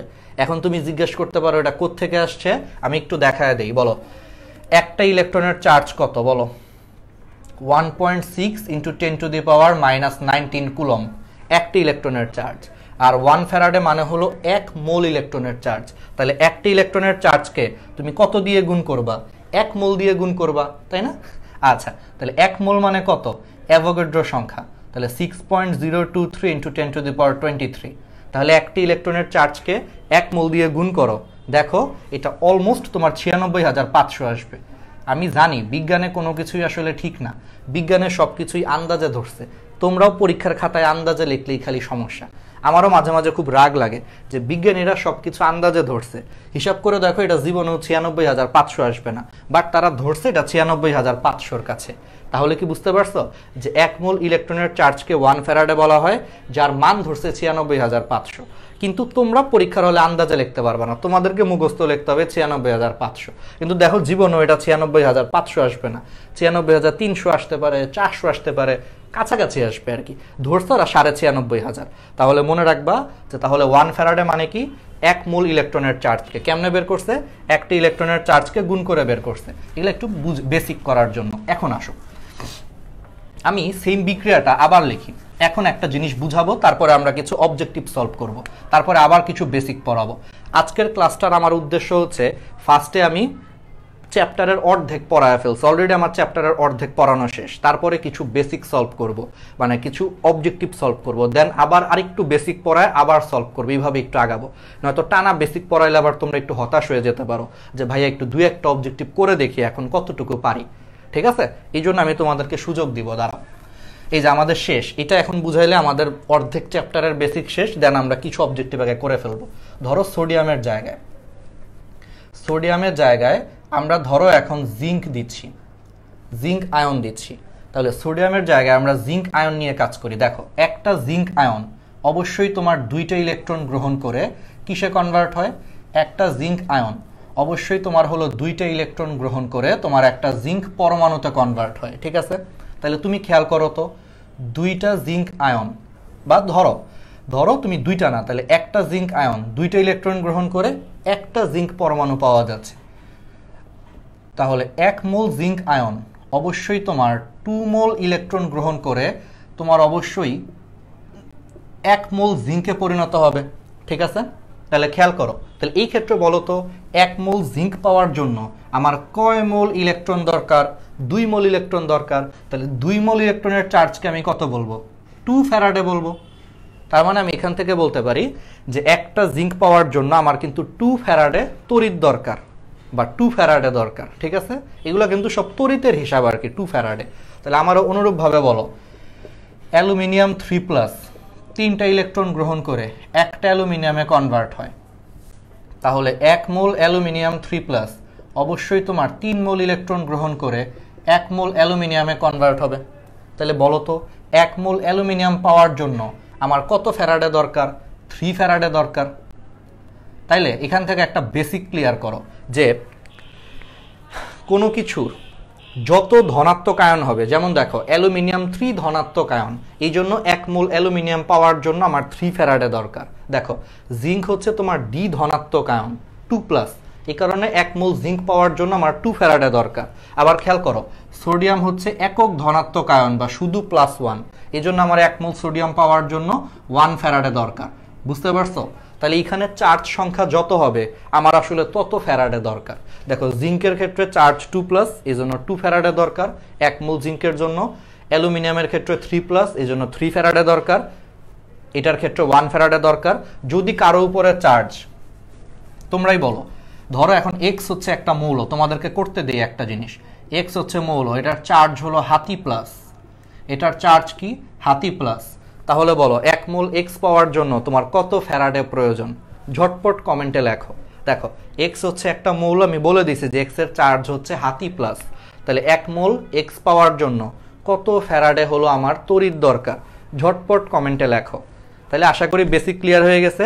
এখন আসো আমরা কয়েকটা বোর্ডের অবজেক্টিভ করে ফেলি, যেগুলো তোমার পরীক্ষায় আসবে, তোমাদের জন্য খুবই ইম্পর্টেন্ট। আচ্ছা, হাতি ফ্যারাডে, ইতি মিমি, রেজওয়ানা শুভ্র, আয়েশা আফরিন, রুবিনা আক্তার রুবিয়া, হাতি ফ্যারাডে, এক্স্যাক্টলি। তার মানে আশা করি বুঝতে পারতেছো যে এইখানে ভাইয়া যা থাকবে তত ফ্যারাডে দরকার ওইটার 1 মোল পাওয়ার জন্য। এবার আসো আমরা একটু দেখি তো আমরা বোর্ডের অবজেক্টিভ পারি কিনা, একটু দেখি, হ্যাঁ একটু দেখি যে আমরা পারি কিনা, তাহলে কনফিডেন্স আসবে। তারপরে আবার আমরা শুরু করব। এই চ্যাপ্টারটা বুঝতেই পারছো, কেমিস্ট্রির এক একটা চ্যাপ্টার বিশাল বড়, বুঝছো? কেমিস্ট্রির এক একটা চ্যাপ্টার বিশাল বড়, এমনও হতে পারে আজকে আমরা হয়তো ফুল শেষ নাও করতে পারি, তাহলে সেই ক্ষেত্রে আমার আগামীকালও আরেকটা ওয়ান শট লাগতে পারে, হয়তোবা, আমি জানি না, ঠিক আছে? কারণ কেমিস্ট্রির চ্যাপ্টারগুলো একটু বড় ফিজিক্সের তুলনায়। ফিজিক্স যেমন একদিনেই সিকিউ শেষ করা গেছে, একদিনে এমসিকিউ শেষ করা গেছে, কিন্তু কেমিস্ট্রিতে একদিনে এমসিকিউ হয়তো একটু শেষ নাও করতে পারি, হয়তো বা একটু ঝামেলা হতেও পারে, যতটুকু পারা যায়। বাকি অংশ আমরা পরের দিন করব, যদি বাদ থাকে টেনশন করার কারণ নাই। তাহলে সেই ক্ষেত্রে আগামীকাল হবে, এবং সেই দিনটা হলো আগামীকালই, প্যারা নেওয়ার কিছু নাই। আসো, আমার কাছে হাজারি স্যারের বই আছে, আমি একটু হাজারি স্যারের বইটা খুলি। জুন 2020 এডিশনে আমার যে হাজারি স্যারের বইটা, সেটা হচ্ছে তোমার জুন 2020 এডিশন, 2020 এডিশনের জুন মাসের বই। তাহলে সেই এডিশনের প্রথম প্রশ্নটাই দেখো, তোমরা পারবা। চিনি ও গ্লুকোজ দ্রবণ নিচের কোনটি? বলো, চিনি ও গ্লুকোজ দ্রবণ এটা কি? ভাই একটু আগে পড়াইছি, সেফুদা কি খায়? অ্যালকোহল খায়। অ্যালকোহলের সাথে কি ছিল? চিনি ও গ্লুকোজ ছিল। তাহলে ওরা কি? বলো, তড়িৎ অবিশ্লেষ্য। এটাই হলো অ্যান্সার, এটাই অবজেক্টিভে আসছে। চিনি ও গ্লুকোজ কি? তড়িৎ বিশ্লেষ্য, অবিশ্লেষ্য, ধাতব পরিবাহী নাকি? সরি, তড়িৎ অবিশ্লেষ্য, ঠিক আছে? তড়িৎ অবিশ্লেষ্য আর কি। দেখো, এটাই তোমাদের বোর্ডের প্রশ্ন। তাহলে বোর্ডে কি কঠিন আসে? আরে কিচ্ছু কঠিন আসে না, আসে অনেক সহজই। আমরা হইলো পড়ি না। সত্যি কথা হইলো দোষ আসলে আমাদের। সবসময় মনে রাখবা, তোমাদেরকে একটা ছোট্ট মোটিভেশনাল কথা বলি 1 মিনিট। লাইফে সবসময় অন্যকে দোষ দেওয়ার আগে সবসময় নিজের দোষ দেখবা। এটা সবসময় আমার এই অ্যাডভাইসটা সারা জীবন মনে রাখবা। তাহলে দেখবা যে আল্লাহর রহমতে লাইফে অনেক বড় হতে পারবা। কারণ তুমি যখন অন্যের দোষটাকে বড় করে দেখবা, তার মানে তুমি কখনো নিজেকে যে শুধরানোর যে একটা সুযোগ আছে, সেটা তুমি আসলে দেখতেছো না। তুমি খালি অন্যের দোষই দেখো, যে তুমি পরীক্ষায় খারাপ করছো, দোষ কার? সরকারের। সরকার হলো ভাইয়া স্কুল কলেজ বন্ধ করে রাখছে, সরকার এটা করছে, সরকার এটা করছে। কিন্তু নিজের যে দোষ আছে, নিজে যে মনে করো 2 বছর খালি কি করছো? মেয়েদের পিছনে ঘুরছো আর পাবজি খেলা বেড়াইছো, সেইটা নিজে স্বীকার করবা না। সেইটা মানে কোনোই না ভাইয়া, তখন বলবা যে ভাইয়া একটু ভুল হয়ে গেছে। যদি তোমারে ধরায় দেয়, এই মিয়া তুমি তো তুমি সেই না যে সারাদিন পাবজি খেলতাম, তখন তুমি বলবা যে ভাইয়া আসলে হচ্ছে কি ভাইয়া, মানে তুমি করবা। সবসময় একটা কথা মনে রাখবা, লাইফে অন্যের দোষ দেওয়ার আগে নিজের দোষ খুঁজবা। পড়াশোনা কিন্তু সহজ, দেখো এটাই বোর্ডে আসে, তোমাদের কিন্তু 5 মিনিটও লাগে না আমার এই বেসিক পড়াইতে। এগুলা বোর্ডের অবজেক্টিভ আসে, বাট আমি শিওর এগুলা আসলেই দেখবা পরীক্ষার হলে পোলাপাইন কনফিউজড হয়ে যায়। তড়িৎ অবিশ্লেষ্য আবার কি জিনিস? সহজ কিন্তু, খালি একটু বইটা খুলো, একটু পড়ো। সবসময় মনে রাখবা, লাইফে কখনো অন্যকে দোষ দিবা না, কারণ সবার ক্ষেত্রে কিছু না। 2 দিন আগে আমি একটা গল্প শেয়ার করছি, নটরডেম কলেজের একটা ছেলে, গল্পটা মনে হয় সবাই দেখছে অলরেডি। দিনমজুরের কাজ করে হলো ও আজকে গুচ্ছতে মনে হয় 88 পাইছে। ওর একটা ফ্রেন্ড ওকে নিয়ে লেখছে, গুচ্ছতে 88 পাওয়া মানে কিন্তু অনেক ভালো করছে। তো তাহলে খেয়াল করে, একটা ছেলে দিনমজুরের কাজ করে, দিনমজুরের কাজ কিন্তু অনেক কষ্ট। রাত্রের বেলা কুলি, মানে ও কমলাপুর রেল স্টেশনে নাকি কুলির কাজ করতো, জিনিসপত্র উঠানামা করতো। তাহলে এত পরিশ্রমের কাজ করে ছেলেটা যদি এত ভালো রেজাল্ট করতে পারে, তুমি কি রাত্রের বেলা তো তুমি নিজে কি করো? ভাত টাত খাই উল্টা আরো ঘুমায়া যাও। তাহলে তুমি কেন পারবা না? তোমার তো কোনো প্রেশার নাই, তুমি অবশ্যই পারবা।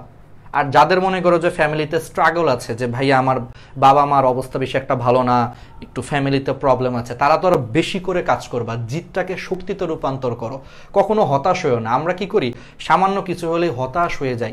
বাপ মার অনেক সময় উল্টাপাল্টা কথা বলে যে হ্যাঁ কি কিছু করতে পারো না, দেখো না অমুকরে কত কিছু কিনা দিছে, ওরে কিনা দিছে, ও কত ভালো পড়াশোনা করে, আমার কোনো টিচার নাই। কেন? সবসময় নিজে আগে চেষ্টা করো। আল্লাহর রহমতে বহুত আছে, যেমন আমাদের যে সেশনটা বা আমাদের যে মনে করো যে প্ল্যাটফর্মটা, সেখানেও তুমি মোটামুটি কিন্তু 40-50% এমনিতেই দেখতে পারবা। তো এটাও কি কোনো দিক দিয়ে কম? সাথে তোমরা তো জানো যে আমি একটা কোর্স লঞ্চ করেছি, বাট স্টিল আমি একটা কথা বলি, যদি তোমরা উপযুক্ত কারণ দেখাতে পারো। অনেক সময় সত্যি কথা কি জানো, অনেকে মিথ্যা কথা বলে আসলে, অনেস্টলি দেখবা যে ওর আসলে কোনো প্রবলেম নাই, এমনিতেই কমেন্টে এসে বলবে ভাইয়া আমার এটা সমস্যা, এটা সমস্যা, এই জন্য অনেক সময় একটু ঝামেলা হয়। বাট তুমি যদি উপযুক্ত প্রমাণ দিয়ে যদি আমাদের পেজে মেসেজ দাও যে আসলেই তোমার প্রবলেম, তোমাকে আমি সর্বোচ্চ হেল্প করব, কোনো সমস্যা নাই। কিন্তু পড়াশোনাটা করো, পড়াশোনাটাকে কখনো আটকে রেখো না, চেষ্টা করো, দেখবা অনেক সুযোগ আসতেছে, অনেক সুযোগ পাবা লাইফে। সবসময় নিজের দোষটা এই জন্য আগে দেখবা, যে আমার দোষ হচ্ছে, আমি পড়তেছি না এই জন্য আমি খারাপ করতেছি, আমার নিজেকে শুধরাইতে হবে।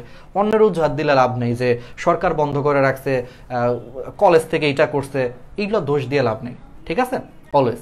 আর যদি কথার কথা বলে ফেলছে অলরেডি, আমাদের একটা কোর্স লঞ্চ হচ্ছে, তোমরা জানো, শুরু হয়ে গেছে। আল্লাহর রহমতে আজকেই মনে হয় 20-22 জনের উপরে ভর্তি হয়ে গেছে। যদি কেউ ভর্তি হতে চাও, কোর্সের লিঙ্কটা হলো উপরে দেওয়া আছে, মানে আমার মাথার উপরে না, ডেসক্রিপশনে দেওয়া আছে কোর্সের লিঙ্ক। 40 দিনে হলো আমরা A+ পাওয়ানোর জন্য একেবারে ঝাঁপায়া পড়ব। ঠিক 40 দিনে আমরা সবগুলা শর্ট সিলেবাস শেষ করব, ঠিক আছে? এবং সব সাবজেক্ট থাকবে, ম্যাথও কিন্তু থাকবে। কারণ কি আমি বলে দিই, আমি কিন্তু বুয়েটে এবং ডিইউতেও টপ 100-তে চান্স পেয়েছিলাম। অনেকেই হয়তো জানো না, অনেকেই একটু কনফিউজ যে ভাই আপনি কি ম্যাথ পড়াবেন। কেন না, আমি নিজে বুয়েটে চান্স পেয়েছি, ঠিক আছে? এটা জানাইতে হবে না তোমাদেরকে যে আমি চান্স পেয়েছি, একটু তো জানাইতে হবে, তাই না? তো আমি নিজে বুয়েটে এবং ডিইউতেও টপ 100-তে ছিলাম, উদ্ভাস প্লাস মেডিকোর সিনিয়র টিচার। তো আমি এগুলো সবই গত 5-6 বছর ধরে পড়ায় আসছি, ম্যাথ ক্লাস নিয়েছি, সব কিছু আমি অভ্যস্ত আর কি, টাচে আছি। তো তোমরা আমাদের কোর্সের সব সাবজেক্টই থাকবে। কোর্সের লিঙ্কটা উপরে দেওয়া আছে। কোর্সের টার্গেটটাই হচ্ছে 40 দিনে A+ পাওয়ানো। জাস্ট A+ পাওয়ানোর জন্য যা যা দরকার, তোমার যে গাইডলাইন দরকার সেগুলা দিব, সেগুলাই পড়াবো, সেভাবেই তোমাদেরকে করব। কিন্তু কেউ বুঝতে পারতেছো, কিন্তু কেউ আশা করো না যে একেবারে অ্যাডমিশনের অনেক কিছু পড়াবো না। যেগুলো জাস্ট আমাদের A+ পাওয়ার জন্য দরকার, এর জন্য যতটুকু বেসিক দরকার সেই বেসিকটা আমি আবার ক্লিয়ার করব। বেসিক ছাড়া পড়াবো না। এই যে এখন যেমন দেখো এইচএসসির বেসিক পড়াচ্ছি, ওইখানেও এইভাবেই ক্লাস হবে। যদি কেউ আগ্রহী থাকো ভর্তি হতে পারো, সব সাবজেক্ট ইনশাল্লাহ একেবারে পাবা। আর সবচেয়ে ইম্পর্টেন্ট যেটা, আমাকে সবসময় যেভাবে মোটিভেশনাল কথাবার্তায় পাবে, তোমাদেরকে অলওয়েজ আমি মোটিভেট করব। যে কোনো প্রবলেম হলে আমাদের পেজে মেসেজ দিবা, ইনশাল্লাহ আমি যদি বেঁচে থাকি অবশ্যই আমি রিপ্লাই দিব, তোমার একটা সলিউশন দেওয়ার চেষ্টা করব। তোমার যে কোনো প্রবলেম আমাদের সাথে শেয়ার করতে পারবে, যে কোনো ঝামেলা, ঠিক আছে? সব কিছু মানে সবসময় আমি আছি। মনে করো যে আমরা অন্য প্ল্যাটফর্মের মতো না যে তোমার কাছ থেকে টাকা নিলাম, নিয়ে মোটামুটি 2-4-500-1000 স্টুডেন্ট ভর্তি হয়ে গেছে, তোমার আমি চিনিও না, কোনো মতে দায় সারাভাবে শেষ করে দিলাম, শেষ, আমার দায়িত্ব শেষ না। আমার প্রত্যেকটা স্টুডেন্ট মনে করো আমার ছোট ভাই বোনের মতো। দায়িত্ব নেওয়া মানে দায়িত্ব নেওয়া। তোমরা আমাকে মেসেজ দিবা, আমি তোমাদেরকে সব সময় হেল্প করব। যে কোনো প্রবলেম, পড়াশোনা হোক, তোমার পার্সোনাল কোনো প্রবলেম হোক, তোমার কোনো ডিপ্রেশন থাকুক যে ভাই আমি কি পারবো কিনা, অনেক স্টুডেন্ট থাকে ভাই আমি পারবো কিনা, এটাই জানতে চাই আমাদের কাছে, সেইটাও আমি তোমাকে হেল্প করব যে তুমি পারবা কি পারবা না, তোমাকে সাহস দিব। প্রত্যেকটা পদে আমি তোমার সাথে থাকবো। যে কোনো গাইডলাইন তোমার যে কোনো ধরনের দরকারে তুমি পাবে, ঠিক আছে? আমি তোমাদেরকে যে ফিটা নিচ্ছি, এটা অ্যাকচুয়ালি কিসের জন্য নিচ্ছি জানো? তোমাদেরকে এই যে আমি যে সময়টা দিচ্ছি, সেই সময়ের জন্য। পড়ানো তো কোনো ফি নিচ্ছি না, পড়ানো তো ফ্রি একেবারে। কোর্সে আমি পড়ানোর কোনো দামই রাখি নাই, কারণ পড়ানো সবাই পড়াইতে পারে, আমি পড়াইতে পারি, আরও 1000টা মানুষ পড়াইতে পারবে। পড়ানোর জন্য আমি কোনোই রাখি নাই। এই যে তোমাদেরকে যে একটা মানসিক সাপোর্ট দেওয়া, সবসময় তোমাদের সাথে বড় ভাইয়ের মতো থাকা, ছায়ার মতো থাকা, যে কোনো প্রবলেমে, যে কোনো সমস্যায় আমাকে যে সবসময় পাশে পাবা, যেটা হয়তো অন্য প্ল্যাটফর্মে আসলে পাবা না, কারণ অনেক স্টুডেন্ট ওদের কখনো তোমাদের টাইম দিবে না আলাদা করে। এইগুলোর জন্য জাস্ট সামান্য সম্মানী, কারণ দিন শেষে আমারও তো একটু পেট চালাইতে হবে, তাই না? এর জন্য জাস্ট, ঠিক আছে? তো তারপরও যদি কারো প্রবলেম থাকে ফাইন্যান্সিয়ালি, অবশ্যই আমাদের পেজে মেসেজ দিবা। টাকার জন্য কারো আটকে থাকবে না, ইনশাল্লাহ আমরা অবশ্যই কোনো না কোনো একটা ব্যবস্থা করব, ঠিক আছে? বাট কেউ মিথ্যা কথা বললো না। ধরো কারো সামর্থ্য আছে, শুধু শুধু মনে করো 200 টাকা বাঁচানোর জন্য একটা মিথ্যা বললা, তাইলে কি এটা ঠিক হলো বলো? মিথ্যা বলে কি তুমি লাইফে বড় কিছু করতে পারবা? সৎ থাকবা। তুমি সৎভাবে না হয় তুমি আমারে বলো যে ভাইয়া আমি বাসার থেকে আপনার কোর্সের কথা বলে ভাইয়া আমি 2000 টাকা আনছি, কিন্তু এর মধ্যে ভাইয়া আমি 200 টাকা আমি নিজে গার্লফ্রেন্ডের পিছনে খরচ করব, 500 টাকা খরচ করব, বাকি 1500 টাকা ভাইয়া আপনাকে দেবো। তুমি সত্যি কথা বলো। তুমি যদি সত্যি কথা বলো আমি তাও কনসিডার করব, কিন্তু মিথ্যা বলো না। অনেকে, আমি জানি তোমরা অনেক ভালো, বাট অনেকে আছে স্টিল কেন জানি মিথ্যা বলে। ওই 1-200 টাকা একটু মাইরা দিতে পারবে বাসার থেকে, মিথ্যা বলে। শুধু শুধু মিথ্যা বলো না, একেবারে সত্যি কথা বলবা, ঠিক আছে? ওকে। আর রিভিউ দিবা সবাই। কোর্স করো বা না করো কোনো প্রবলেম নাই, লিঙ্ক তো উপরে দেওয়াই আছে, বা আমাদের পেজও মেসেজ দিতে পারবা কোর্সের জন্য। আর তার থেকে ইম্পর্টেন্ট জিনিস হচ্ছে রিভিউ দিও। রিভিউটা দিও, তোমাদের জন্য আমরা প্রাইজের ব্যবস্থা রাখছি। প্রত্যেক দিন ক্লাসের রিভিউ দিবা, ক্লাসের লিঙ্ক সহ। আমাদের কোথায় দিবা? গ্রুপে দিবা। গ্রুপে অলরেডি অনেকে অ্যাড আছো, আর যারা অ্যাড নাই, মানে আমাদের ফেসবুক গ্রুপটা দেখবা যে ফেসবুক গ্রুপের লিঙ্ক উপরে দেওয়া আছে, অ্যাড হয়ে যাবা। এই হ্যাশট্যাগ দিয়ে সুন্দর করে রিভিউ দিবা। প্রত্যেক ক্লাসে যারা রিভিউ দিবে ঠিক পরের ক্লাসেই তারা প্রাইজ পাবে। তার মানে আজকের ক্লাসে যারা রিভিউ দিবে তারা কিন্তু আগামীকাল প্রাইজ পাবে। আর লাস্ট ক্লাসের একটা রিভিউ তোমাদের বাকি আছে, আজকে একটু পরে আমরা লটারি করব।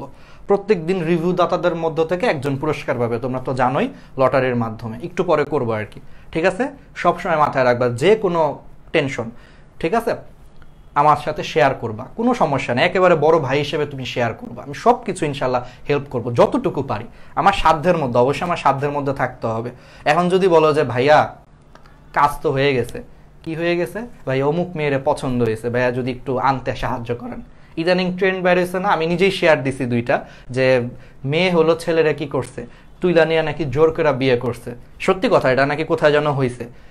তো এরকম কাহিনী হইলেও তার আমি হেল্প করতে পারবো না যে ভাইয়া একজনের পছন্দ হয়েছে একটু তুলে নিয়ে আসেন, তাইলে তো আর পারবো না। কিন্তু আমার সাধ্যের মধ্যে থাকলে আমি অবশ্যই তোমাদেরকে হেল্প করব, ঠিক আছে? ওকে, বুঝতে পারছো, সাধ্যের মধ্যে আর কি। এখন বইলো না ভাইয়া ওই যে কাজ তো হয়েছে ওরা তুলে আনতে হবে, এগুলোর মধ্যে ভাই আমি নাই, শেষে মামলা টামলা খায়া বাস খাবো আর কি, ঠিক আছে? ওকে, তাহলে আমরা আবার কন্টিনিউ করি, একটু হালকা করে নিলাম তোমাদের। আসো এর পরের অবজেক্টিভটা কি? এর পরের অবজেক্টিভটা দেখো খুবই ইজি, ঢাকা বোর্ড 2017-তে আসছে। গলিত সোডিয়াম ক্লোরাইডের তড়িৎ পরিবাহিতার কারণ কি? জাস্ট কারণ জানতে চাইছে, আর কিচ্ছু জানতে চায় নাই, কারণ জানতে চাইছে। আর লাইফে কখনো হতাশ হবা না, লাইফে কখনো হতাশ হবা না, কারণ জীবন অনেক বড়। তোমার লাইফে কি হবে না হবে এক আল্লাহ ছাড়া কেউ বলতে পারে না, ঠিক আছে? তো তুমি কে ভাই? তুমি এখন মনে করো যে পরমা ট্রিন্টারে, এখন তুমি হতাশ হয়ে, আমি দেখি অনেক পোলাপাইন হতাশ হয়ে ভাই নিজেকে শেষ করে দেয়। কেন? তুমি কি তোমার সবকিছু জানো? তুমি লাইফে কি করতে পারবা? মনে রাখবে এক আল্লাহ ছাড়া কেউ কিচ্ছু বলতে পারবে না। তো কেন তুমি হতাশ হবা? চেষ্টা করো, ফেস করো, ব্যাপারটাকে ফেস করবা, মানুষের মতো ফেস করবা, দেখবা বিজয় আসবে। যাবে কই? বিজয়ের আমরা ছিনায় নিয়ে আসতে হবে, ঠিক আছে? মনে রাখবা সবসময় যে বাঘের সাথে তুমি যদি যুদ্ধ করে জয় করার যদি স্বপ্নই না দেখো, তুমি কিন্তু কখনো অ্যাচিভ করতে পারবা না কিছু। তোমাকে লাইফে ফেস করতে হবে সব কিছু। আর নিজের কখনো হতাশ হবা না, এক আল্লাহ ছাড়া তোমার ভবিষ্যৎ কেউ জানে না। তুমি এইচএসসি ফেল করছো, কথার কথা, তো কি হয়েছে? তোমার জীবন শেষ হয়ে গেছে? চেষ্টা করো, আজকে থেকেই নামা শুরু করো। যেদিন ফেল আসছে সেই দিন থেকেই তুমি পড়া শুরু করো, আবার দাও, সর্বোচ্চটা দাও। দেখবা তুমি পরের বার ভালো না করো, তুমি যাবাই না, অবশ্যই তুমি ভালো করবা। কে বলছে? তোমার আশেপাশে মানুষজন বললে বলুক গা, কান দেওয়া বের করে দিবা, কানেও ঢুকাবা না, ঠিক আছে? সব সময় আল্লাহর উপর ভরসা রাখবা, আর হলো পরিশ্রম করে যাবা, কখনো হাল ছাড়বা না। ব্যর্থতা আসবে, কিন্তু এক আল্লাহ ছাড়া তোমাকে বলতে পারবে না তোমার লাইফে পরে কি হবে। এক এইচএসসি ফেল করে ভাবতেছো যে ভাইয়া আমার তো কিচ্ছু হবে না জীবনে, আমি আর জীবন রেখা কি করব? না, তুমি কি তোমার ভবিষ্যৎ জানো? এমনও তো হইতে পারে যে তুমি বিল গেটসের মতো একদিন বড় লোক হয়ে যাইতে পারো, তোমার হয়তো ভাগ্যে লেখা ছিল। পরিশ্রম করো, হাল ছাড়বা না, কখনো উল্টাপাল্টা ডিসিশন নিবা না, ঠিক আছে? ওকে, তাহলে দেখো গলিত সোডিয়াম ক্লোরাইডের তোমার হলো পরিবাহিতার কারণ কি? আচ্ছা, অনেক কিছু বলে ফেলছি না? আচ্ছা থাক, এগুলো দরকার আছে তোমাদের। ইয়াং জেনারেশন ইদানিং দেখলাম যে এই হতাশা, এগুলো একটা মানে পোলাপান কুলভাবে নিজের আমি অনেক হতাশ, এটা আমার মানুষটা ফেসবুকে জানায়। কেন হতাশ? ফেস করবা, সব কিছু লাইফে ফেস করতে হবে, ঠিক আছে? কাউকে ভালো লাগছে, ফেস করবা, তাকে যা বলবা, নয়তো দেখবা যে কালকে তোমার সামনে দিয়ে আরেকজন তারে নিয়ে যাবে, তুমি তখন ফেল করে তাকায় থাকবা, দেখা ভাববা ইস আমি যদি করতাম এর আগে। কেন করো নাই? তোমার বৈশাখ থাকতে কে বলছে? ফেস করতে হবে। কাউকে ভালো লাগছে, ই হয়েছে, ফেস করবা, অ্যাপ্রোচ করবা। বৈশা থাকলে, লাইফে বৈশা থাকলে কিচ্ছু হবে না, না তুমি প্রেম করতে পারবা, না তুমি পড়াশোনা করতে পারবা, না তুমি লাইফে কিছু করতে পারবা। ফেস করতে হবে, বইকে যেমন ফেস করতে হবে ওইরকম বউকেও ফেস করতে হবে, ঠিক আছে? ফেস করতে হবে সব কিছু, তাহলে লাইফে সবই হবে। যদিও সেকেন্ড পার্টটা আমি লাইফে কখনো করতে পারি না, এই জন্য আজকে আমি অভাগাই রয়ে গেছি। আচ্ছা যাই হোক, তাহলে দেখো গলিত সোডিয়াম ক্লোরাইডের হলো তোমার তড়িৎ পরিবাহিতা। তাহলে এটা কি? তাহলে গলিত সোডিয়াম ক্লোরাইডের তড়িৎ পরিবাহিতা কিসের মাধ্যমে হয়? বুঝতেই পারতেছো, পড়ায় ফেলছি। সোডিয়াম ক্লোরাইডের তড়িৎ পরিবাহিতার কারণ বলছে, গলিত সোডিয়াম ক্লোরাইডের তড়িৎ পরিবাহিতার কারণ কি? ঢাকা বোর্ড 17-র প্রশ্ন। অ্যান্সারটা কি বলো তো? অবশ্যই এটার অ্যান্সারটা হচ্ছে তোমার আয়ন, মুক্ত আয়ন। একটু আগে পড়াইছি ভাই, এখন তো নিশ্চয়ই সবাই মনে আছে। আয়ন, ওই যে তড়িৎ বিশ্লেষ্য, আয়নের মাধ্যমে হয়। আচ্ছা, এরপরে বলছে সেমিকন্ডাক্টরের মাধ্যমে কিসের পরিবহন হয়? এটা একবার প্রশ্ন, যে সেমিকন্ডাক্টর রূপে কোন মৌলটি কাজ করে? এটা একটা অবজেক্টিভের প্রশ্ন। বলো সেমিকন্ডাক্টর হিসেবে কোন মৌলগুলা কাজ করে? এটা একটু মনে রাখবা। এটা মনে রাখার জন্য একটা ছন্দ আছে, সেমিকন্ডাক্টর। ছন্দটা হচ্ছে তোমার সুজন দিয়ে মনে রাখবে। সুজন, সুজন, সুতে হলো তোমার সিলিকন, জতে হলো তোমার জার্মেনিয়াম, তাহলে সুজন দিয়ে মনে রাখবা। শতে হলো তোমার সিলিকন, জতে হলো জার্মেনিয়াম, তাহলে সিলিকন এবং জার্মেনিয়াম হলো সেমিকন্ডাক্টর। ব্যাস, তাহলে অপশনে জার্মেনিয়াম আছে, জার্মেনিয়াম অ্যান্সার। দেখো এরপর একটা সবাই পারো, এটা আসছে দিনাজপুর বোর্ড 17-তে। জিঙ্কের তড়িৎ রাসায়নিক তুল্যাঙ্ক কত? পড়াইছি না? স্কিপ, পড়াইছি, এটা পারবা সবাই। এবার বলছে, এইবার দেখো একটা চমৎকার প্রশ্ন। 1 ফ্যারাডে বিদ্যুৎ দ্বারা কোন ধাতুর আয়ন ক্যাথোডে অধিক পরিমাণে সঞ্চিত হবে? বরিশাল বোর্ডের প্রশ্ন। এটা একটু দেখো, এটা একটু একটা জিনিস বুঝানোর আছে, এটা আমি এখন তোমাদেরকে বুঝাবো। মাঝখানে তো গল্পই করলাম বেশি। বাট তোমরাই বলো এই গল্পগুলোর দরকার আছে কিন্তু, কারণ হঠাৎ করে না অনেক সময় কথা চলে আসে, আজকে হঠাৎ করে মনে হলো এই কথাগুলো একটু তোমাদেরকে বলবো আমরা, ঠিক আছে? আমার মনে হলো যে এগুলা যেহেতু চলে আসছে বলে দেওয়া উচিত। অন্য কোন দিন বলবো ওই দিন হয়তো এটা মাইন্ডে নাও আসতে পারে। দিনের কাজ দিনে করতে হয়, বুঝছো? আজকে মনে আসছে জন্য একটু পক পক করে তোমাদেরকে বলে দিলাম। মনে রাখবা আমার কথাগুলো শুধু মজার জন্য বলি না, এটা কিন্তু খুব বাস্তব কথা। লাইফে ফেস করবে এবং কখনো হতাশ হবা না, চ্যালেঞ্জ থেকে কখনো হতাশ হবা না। চ্যালেঞ্জ থেকে যদি একবার হতাশ হয়ে যাও বা চ্যালেঞ্জ থেকে যদি হাল ছেড়ে দাও, কখনো তুমি এটা জয় করতে পারবা না। ফেস করো, যা হবে হবে, ফেস করো, দেখবা অবশ্যই তুমি ভালো করবা। বসে থাকলে লাইফে কোনো কাজ হবে না তোমাকে দিয়ে। তাহলে 1 ফ্যারাডে বিদ্যুৎ দ্বারা কোন ধাতুর আয়ন, 1 ফ্যারাডে বিদ্যুৎ দ্বারা কোন ধাতুর আয়ন ক্যাথোডে অধিক জমা হয়? আগের ব্যাচের একটা ছেলে ছিল, বুঝছো, ও আমার এই কথাগুলো বলার পর একটা অফলাইন ক্লাসে, বুঝছো, কোন ধাতুর আয়ন ক্যাথোডে অধিক পরিমাণে জমা হয়, ও আমারে বলছে ভাইয়া সবই তো বুঝলাম, তাহলে আপনি সিঙ্গেল কেন ভাইয়া? তাহলে আপনিও তো এত পরামর্শ দিচ্ছেন, তাহলে তো আপনার তো সবার আগে মিঙ্গেল থাকা উচিত। আমি ওকে কি রিপ্লাই দিছিলাম জানো? আমি ওর রিপ্লাই দিছিলাম, কখনো কি দেখছো যে কোচ খেলাধুলা করে? কোচ সবাইকে পরামর্শ দেয়। ওকে, তাহলে দেখো 1 ফ্যারাডে বিদ্যুৎ দ্বারা কোন ধাতুর আয়ন ক্যাথোডে অধিক পরিমাণে সঞ্চিত হবে? এটা হলো প্রশ্ন, এটা একটু ভালো মতো লিখতেছি, এটা একটু বুঝো।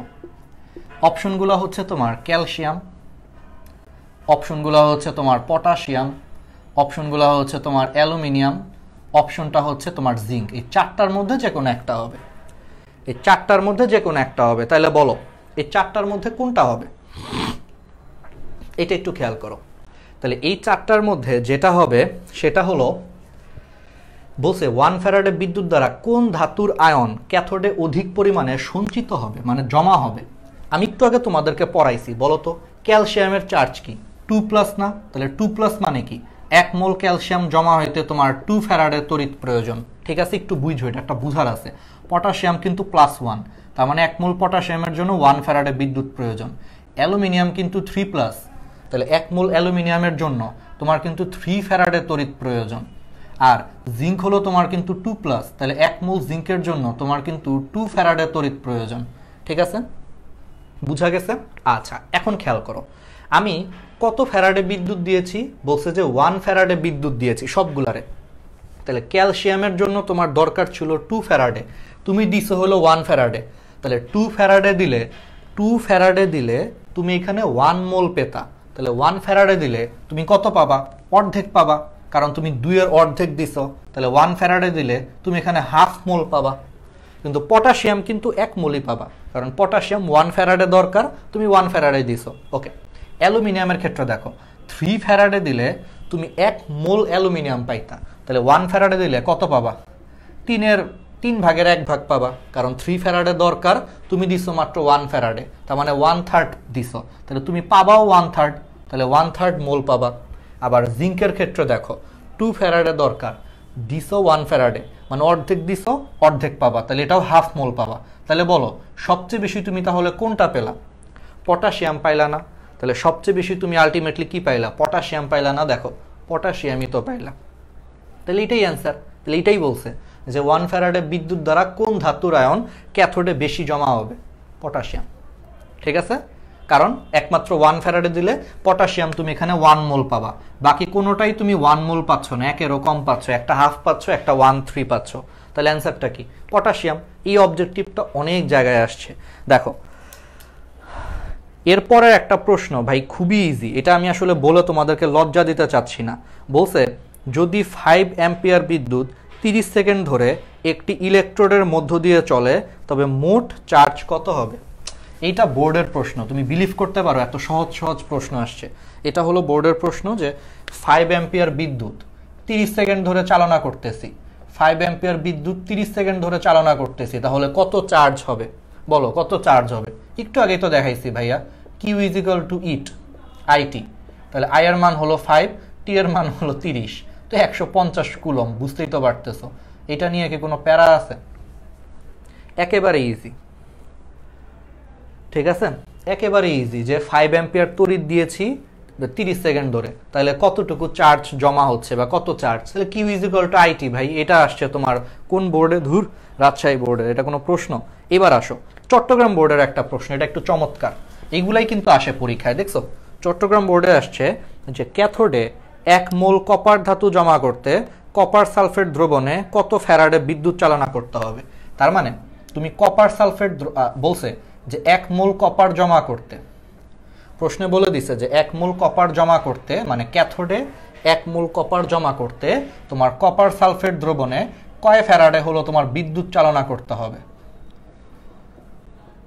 কপার সালফেট দ্রবণে কয় ফ্যারাডে হলো তোমার বিদ্যুৎ দিতে হবে, এটা প্রশ্ন করছে যে 1 মোল কপার ধাতু তোমার জমা করতে, মানে তোমাকে 1 মোল কপার ধাতু, ঠিক আছে, জমা করতে তোমার ক্যাথোডে 1 মোল কপার ধাতু জমা করতে তোমাকে হলো কয় ফ্যারাডে তোমার হলো বিদ্যুৎ দিতে হবে কপার সালফেট দ্রবণে। বলো তো এটার অ্যান্সার কি হবে? খুবই ইজি এটার অ্যান্সারটা। দেখো কপার সালফেট মানে কি? কপার সালফেটে কপার আছে, বলো কপার সালফেটে কপার মানে কি? Cu2 plus, Cu not for mind না, তাহলে Cu2 প্লাস, তাহলে বলো Cu2 প্লাস, তাহলে এটার জন্য কয় ফ্যারাডে লাগবে? 2 ফ্যারাডে লাগবে, তাহলে দ্যাটস দ্য অ্যান্সার। তাহলে 2 ফ্যারাডে কপার, মানে 1 মোল কপার পাইতে 2 ফ্যারাডে লাগবে। দেখছো, এটা হলো চট্টগ্রাম বোর্ডের প্রশ্ন। মাগুরা বোর্ডের প্রশ্ন দেখো, 1 মোল সিলভার জমা করতে, সেম প্রশ্ন, প্রশ্নটা একটু মুছি। বলছে 1 মোল সিলভার জমা করতে সিলভার নাইট্রেট দ্রবণে কত ফ্যারাডে লাগবে, এটা মাগুরা বোর্ডের প্রশ্ন। তোমরা এখন কিন্তু সব বুঝতে পারতেছো যে 1 মোল সিলভার জমা করতে সিলভার নাইট্রেট দ্রবণে কয় ফ্যারাডে লাগবে। বলো সিলভারের জারণ সংখ্যা কত? তোমাদেরকে খালি একটু জানতে হবে যে সিলভার কি ভাইয়া +1 নাকি +2। এটা তো খুবই সহজ। দেখো নাইট্রেট কত, এই NO3 এটা কত, এটা -1 না, তাহলে কমন সেন্স অ্যাপ্লাই করো। NO3 যদি তোমার -1 হয় তাহলে সিলভার কত হবে? +1, কারণ এই পুরাটা হলো একটা যৌগ। তোমরা তো জানো মনে হয় যে কোনো একটা যৌগের নিট জারণ মান তো 0 হয়, জানো না? যে কোনো একটা যৌগের হলো তোমার নিট জারণ মান কিন্তু 0। নিট জারণ মান মানে হলো সবগুলারে যোগ করলে তোমার 0 আসে, সবগুলারে যোগ করলে 0 আসে। ধরো তুমি সিলভারটা জানো না, তুমি জানো যে নাইট্রেট হলো -1, তাহলে সিলভারেরটাকে x ধরে নাও, তাহলে সিলভারটা x ধরলে তাহলে x হলো সিলভারেরটা আর নাইট্রেট হলো -1, তাহলে x প্লাস -1, তাহলে এটা =0 হবে। এখান থেকে তুমি বের করতে পারো যে x এর মান +1, এইভাবেও বের করতে পারো, ঠিক আছে, একই জিনিস। তো বুঝতেই পারতেছো এটা +1, তার মানে 1 ফ্যারাডে দরকার, 1 ফ্যারাডে। এগুলো সব প্রশ্ন, এরপরে সবই পারবা। আচ্ছা এটা চমৎকার, এটা একটা চমৎকার প্রশ্ন, এটা দেখি তোমরা মুখে মুখে তোমাদেরকে করতে পারা উচিত, ঠিক আছে, এটা তোমাদেরকে মুখে মুখেই হলো তোমার করতে পারা উচিত। বলো এটা কত হবে? কপার সালফেট দ্রবণে, কপার সালফেট দ্রবণে তোমার হলো 1 ফ্যারাডে তোমার কপার আছে, মানে কপার সালফেট দ্রবণে 1 ফ্যারাডে কপার চার্জ দ্বারা ক্যাথোডে কত গ্রাম কপার জমা হবে। ও আরেকটা কথা আমি একটু বলতে ভুলে গেছি, এটা একটু বলে নেই। ক্যাথোড কি দিয়ে শুরু? ক্যাথোড কি দিয়ে শুরু একটু বলো তো, এটা একটু বেসিক আর কি। ক্যাথোড ক দিয়ে শুরু, ক্যাটায়ন কি দিয়ে শুরু? ক দিয়ে শুরু, তাহলে ক্যাথোডও ক দিয়ে শুরু, ভাইয়া ক্যাটায়নও ক দিয়ে শুরু। তাহলে মনে রাখবা ক্যাথোডে সবসময় ক্যাটায়ন জমা হবে, ক্যাথোডে সবসময় কি জমা হবে? ক্যাটায়ন জমা হবে। ক্যাটায়নগুলো অলওয়েজ তোমার ক্যাথোডে যে জমা হবে, ঠিক আছে। এই জন্য দেখবা যে এই যে সিলভার আয়ন Ag+, এটা কি ক্যাটায়ন না? এই জন্য এটা সবসময় ক্যাথোডে যে জমা হচ্ছে। বা ওই যে কপার 2+ ক্যাটায়ন, কারণ প্লাস চার্জগুলো ক্যাটায়ন, সব ক্যাটায়নগুলো ক্যাথোডে যে জমা হয়, ঠিক আছে। এটা মনে রাখবা যে ক্যাটায়ন ক, ক্যাথোডও ক, তাহলে সবগুলা ক্যাটায়ন আসলে ক্যাথোডে যে জমা হয়। তাহলে এবারের যে প্রশ্নটা যেটা তোমার আসছে হলো, এটা একটা ভালো প্রশ্ন, এটা একটু বুঝাই যে কপার সালফেট দ্রবণে 1 ফ্যারাডে চার্জ দ্বারা ক্যাথোডে কত গ্রাম কপার জমা হবে।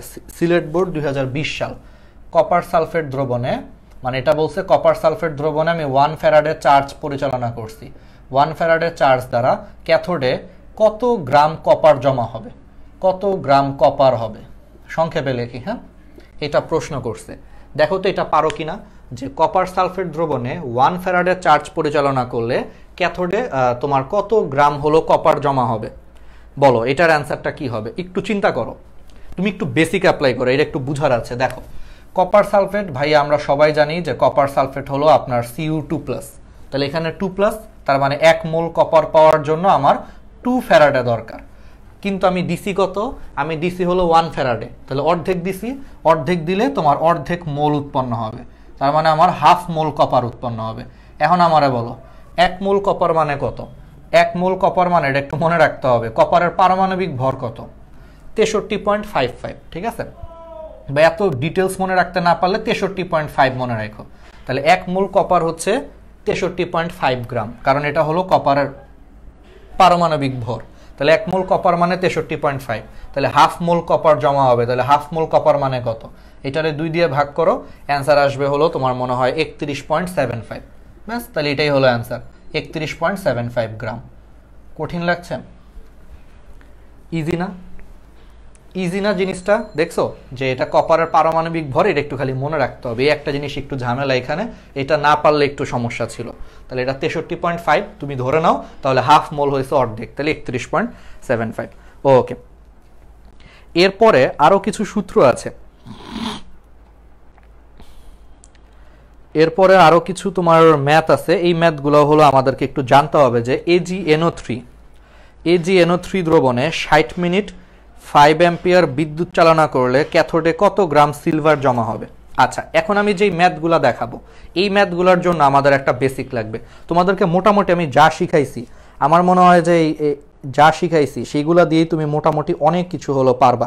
এখানে মোটামুটি বাকি যত অ্যান্সার আছে অনেক পারবা। আচ্ছা, তোমাদেরকে একটা প্রশ্ন ধরি, এটা দেখি একটু বলতে পারো কিনা। হ্যাঁ, একটু একটা প্রশ্ন ধরি, 17 নম্বর একটা প্রশ্ন আমি একটু র্যান্ডমলি ধরি, তারপরে একটা বেসিক শিখাই, এটা আমাদের একটু কাজে লাগবে। ওকে, এই বেসিকটা শিখাবো আজকে। মেবি আমাদের আজকে হয়তোবা আমাদের পুরাটা নাও শেষ হতে পারে, ঠিক আছে? আজকে আমাদের পুরাটা হলো নাও শেষ হতে পারে। তোমরা কি সবাই আগামীকাল আছো না একই টাইমে 8টার দিকে? কারণ কেমিস্ট্রি একটু বড়, বুঝছো? কেমিস্ট্রি এক ক্লাসে মনে হয় একটা শেষ করার একটু টাফ, কারণ অনেক বেসিক আছে। এই বেসিকগুলো মেইন প্রবলেম, কারণ এই বেসিকগুলো ক্লিয়ার না করে তোমাকে সলভ করে দিলে তুমি খুব একটা ভালো পারবা না। যেমন এতক্ষণ আমি বেসিক পড়াইছি বলে তোমার কাছে এগুলো সহজ লাগতেছে, এখন তুমি বুঝতে পারতেছো, ঠিক আছে?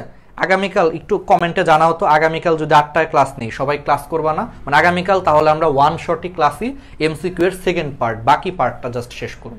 তাহলে আমার মনে হয় যে এই চ্যাপ্টারটা সুন্দর করে শেষ করতে পারবে এমসিকিউ।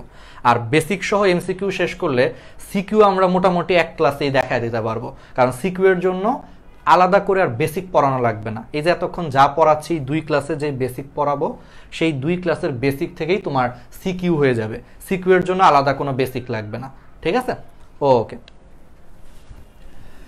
ওকে, তাহলে এবার আসো, তাহলে এবার একটা প্রশ্নটা দেখি, এটা দেখি তোমরা একটু করো, দেখি একটু তোমাদেরকে এটা করতে দে। এটা হলো তোমার কুমিল্লা বোর্ড 15 সালের প্রশ্ন, কুমিল্লা বোর্ড 15, ঠিক আছে? তাহলে আমরা 2টা ক্লাস কালকেও নিব, আমরা ওয়ান শট এমসিকিউই থাকবে, এমসিকিউ এর পার্ট 2, কারণ কেমিস্ট্রি চ্যাপ্টার বড়, বুঝতেই পারতেছো। ফিজিক্সের 2টা চ্যাপ্টার মিলে মনে করবা যে কেমিস্ট্রির একটা চ্যাপ্টার, ঠিক আছে? কারণ ফিজিক্সের চ্যাপ্টার কয়টা? 10-11টা, কেমিস্ট্রিতে চ্যাপ্টার কয়টা? 5টা করে, কিন্তু খেয়াল করো, তাই না? তার মানে হিসাবে কিন্তু ফিজিক্সের 2টা চ্যাপ্টার মানে কেমিস্ট্রির একটা চ্যাপ্টার, এই জন্য একটু প্রবলেম। আচ্ছা, তাহলে দেখো এখান থেকে তোমার মনে করো অ্যালুমিনিয়াম আসলো, আমরা কিন্তু ম্যাথও পড়াবো, ম্যাথও কিছু ক্লাস নিব, আবার বায়োলজি অবভিয়াসলি তোমরা চাবা যে ভাই আপনি একটু বায়োলজিটাও দেখান, বায়োলজি তো অবশ্যই একটা ব্যাপার আছে। আচ্ছা, তো এইগুলো সব কিছু এইভাবেই দেখাবো। তাহলে অ্যালুমিনিয়াম 3+ প্লাস 3 ইলেকট্রন মিলে অ্যালুমিনিয়াম করলো, বলছে এই বিক্রিয়াতে তুমি 9 গ্রাম অ্যালুমিনিয়াম উৎপাদন করতে চাও। কি করতে চাও? তুমি 9 গ্রাম হলো তুমি অ্যালুমিনিয়াম তুমি উৎপাদন করতে চাও, তাহলে কি ফ্যারাডের তড়িৎ প্রয়োজন? তাহলে বলছে যে এই বিক্রিয়াটা তোমাকে বলে দিছে, কুমিল্লা বোর্ড 2015 প্রশ্ন, যে অবজেক্টিভ এটা দিয়ে দিছে, বলছে যে এখান থেকে অ্যালুমিনিয়াম উৎপন্ন হয়, তাহলে এই বিক্রিয়াতে 9 গ্রাম অ্যালুমিনিয়াম উৎপাদনের জন্য তোমার কয় ফ্যারাডে বিদ্যুৎ প্রয়োজন? দেখি এটা একটু অ্যান্সার দাও, আমি একটু দেখি এটা সবারটা ঠিক আছে কিনা, দেখি একটু অ্যান্সার দাও। 9 ফ্যারাডে বিদ্যুৎ প্রয়োজন, হ্যাঁ ইনশাআল্লাহ, হ্যাঁ অবশ্যই ইনশাআল্লাহ, কারণ আল্লাহ না চাইলে তো আসলে হবে না, অবশ্যই। হ্যাঁ ঠিক আছে, চেষ্টা করব আমরা।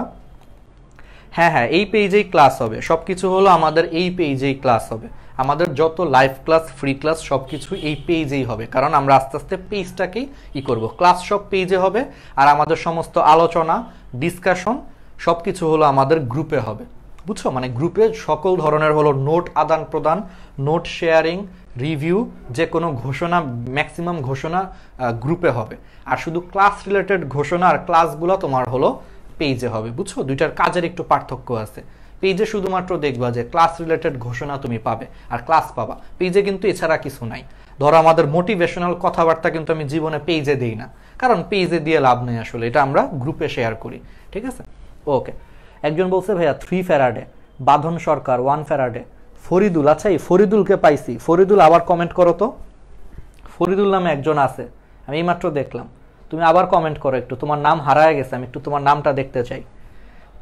আন্নেশা, হ্যাঁ 1 ফ্যারাডে, পিঙ্কি বলছো 9 ফ্যারাডে, 9 ফ্যারাডে, ফরিদুল নামে একজনকে দেখলাম, জানি না ছেলেটা কি ভয় টয় পাচ্ছ, ভয় পাওয়ার কিছু না, আমি একটু তোমাকে দেখতে চাচ্ছি।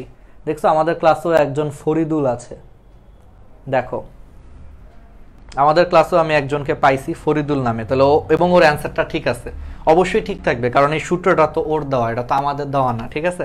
এই জন্য দেখবা ফরিদুলের অ্যান্সারটা সবসময় ঠিক হবে। আচ্ছা 1 ফ্যারাডে, হাসিব ভুইয়া, মাসুমা খাতুন, পারভেজ মুশারফ 27 ফ্যারাডে, 27 কেন, 27 হবে না।